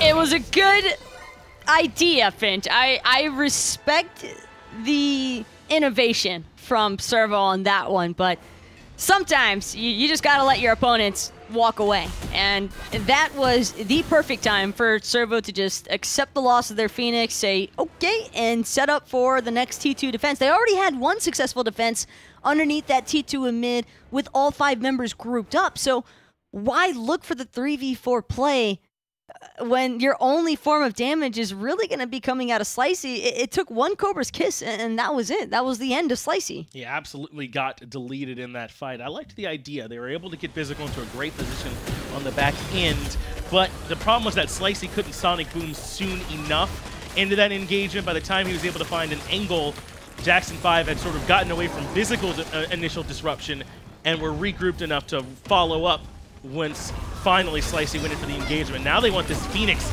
Tory Sky's getting chunked by the ROM. He's got to reposition. Up into the air goes Damo to try and put out some damage, but it's just Reagan that he's putting it in on. Not too big a deal. Supernova a little bit too late, and he's able to make it out. No one's really been hitting this Phoenix, though, until just now. Damo's going to join the fray, and just like that, Servo end up losing their second Phoenix of the game. Sleepy still on the retreat. Will manage to dash out just in time. Tory Skies trying to give chase, but Servo already got burned once from trying to chase down Jackson 5 into the jungle after a Phoenix siege, and they'll opt to let them get away this time because Servo are a little bit more preoccupied pushing out these creeps from their fountain. All right, so Servo now has to get on the defensive mindset here, Taco, in this set. Jackson 5 have been able to siege down 2 Phoenixes quite successfully. They've won the fights around these Fire Giants. It's got to be a change in mentality for Servo, trying to play this defensive and force Jackson 5 to actually try and siege up against them. They've got plenty of tools. Their siege defense wouldn't be too bad, but these repeated engagements in the jungle where they don't have the numbers advantage fully there is starting to hurt Servo. Servo are just running at Jackson 5 at this point. Sometimes I don't even know if Servo necessarily have a plan behind it. They're just down to hold that W key and see what they can get away with. So far it has not been much. Tory Skies is the target. Strife is there. Unruly Magic for more free poke. They don't commit very much, and they send Tory Skies running. Nice and clean from Jackson 5, but they'll slow things down. The Fire Giant has fallen off. They're going to wait for it to respawn another 50 seconds. Gold Fury is there if they'd like it. But at this point, just about everybody is full build, has their relics online, and about to get those upgraded as well. We are 40 minutes in, so this game is virtually even. You think Swifty knows what Soul Reaver does nowadays? I hope. He's got it on the Soul, and it feels a little bit odd here. I guess it's a good point, right? Because all of Soul's damaging abilities, like, tick twice, I guess, at the very least, so it kind of like applies weird. Yeah, I don't know. Maybe. I wish he would switch that up with another ring or something. Just not the Soul Reaver for the Soul, personally. Probably doesn't need it. You know? But that's been the plan so far. Swifty hasn't had the best game in terms of surviving. He's got plenty of damage, but 7 spills he's taken already. He has been one of the focuses for Jackson 5. They're going to need a little bit more from him if they want to close this one out. Servo will at least get their right Phoenix back up in time, but Jackson 5 probably going to be looking to re-siege it as soon as possible now that they've already claimed this Fire Giant. We guard Servo, though. This could be their first chance at a 5-man team fight in quite some time because it's mostly just been Servo putting themselves into really poor positioning that Jackson 5 are then able to punish and pressure the 4v5 advantage. Sean goes aggressive into the backside. Tory Skies uses downswing offensive very early on. The Apple doesn't find much of anyone. Damo gets hit by the Sonic Boom, but it's Slicey who takes quite a bit of damage, but Swifty finds Damo. Reagan finds Sean as well. Reagan finds Agony for the double kill. A huge fight for Servo as the charge prey, yes, is off the mark and simply will survive because of it, but a good fight nonetheless. Physical barely dashed or blinked a little bit too far ahead of Simply there. I think maybe a pixel in front of Simply, and that made the charge prey miss. Unfortunate for Physical because had Simply been plucked there, I think that Simply indefinitely dies, and then Servo are able to power play, but Servo still looking to just continue charging down this right-hand lane. They don't have a creep wave arriving anytime soon, but they might not need it with Tory Skies, Swifty, and Regan still fairly healthy. They have an absurd amount of objective burn. Simply misses the Cobra's Kiss, and that's it. That's all he has to offer to this situation. He's going to start retreating. They still do have 2 members pushing elsewhere as Servo go in aggressively, now joining in with the fight is going to be Bizical as well, as he's helping out tanking. The Phoenix goes down right away. Reagan takes quite a bit of poke, but Shell keeps him alive. Servo now have their first Phoenix of the game. And Slicey is going to help out by pushing out the mid lane far enough to where I believe there's only possibly even just one wave of fire minions left. And just like that, Servo, they not only get their mid Phoenix back up and running, but the right Phoenix has respawned and had a chance to heal over time to that half health threshold. Slicey takes down the T2 tower, so every possible structure, at least before the Phoenixes, has been removed. And Servo, if they're able to have one more teamfight win, like they just did over Jackson 5 on that right-hand Phoenix defense, that's the end of the game, Finch. It certainly would be the end of the game. We'll see if Servo or Jackson 5 can make their way there as we cross the 43-minute threshold. Finally, Servo, as a team, defend on a structure, and it goes quite well for them, Taco. Quite well indeed. Can they make it happen again, though, is the call here. Jackson 5 want to be the ones pushing forward. They've got to push out these Fire Minion waves. There's no Fire Giant remaining except for on Simply and Sleepy for the win, so they don't really have much of an advantage. It's just Damo. Jackson 5 have to invest a little bit heavier towards protecting this ROM because Servo have had a target on his back for quite some time now. I'd say even the past 23 minutes, Servo have just been looking for this ROM purely in the backside, and the fact that they've managed to find him in not just the last engagement, but the last few has posed enough issues now for Jackson 5 to where I don't think they can really afford to let Damo take an early spill again. The second that Servo bring down Damo is also the same moment that Servo decides to just relentlessly run at Jackson 5. And that's all Slicey. He's the one trying to find Damo on the backside of the fight. So they're going to need a little bit more help on that end. On their last Phoenix Siege, Sean blinked in aggressively to try and control the backside of the fight. And Sleepy was trying to duke it out up against Tory Sky, so there wasn't much help for Damo on the back end. They've got to put a little bit more attention towards making sure the ROM, above all else, is able to live. Fire Giant still around for just a couple more seconds, and now the real dance will begin. Because Servo, with having removed the right-hand Phoenix from Jackson 5, means that Jackson 5 can very easily still contest this Fire Giant. Losing the Phoenix closest to Fire Giant this late into a match isn't usually that heavy of a detriment. It's a little inconvenient, but it doesn't necessarily mean that Jackson 5 are incapable of looking for a defense here on this FG. No, absolutely not. I think both these teams should be trying to fight over it, and they have equal claim.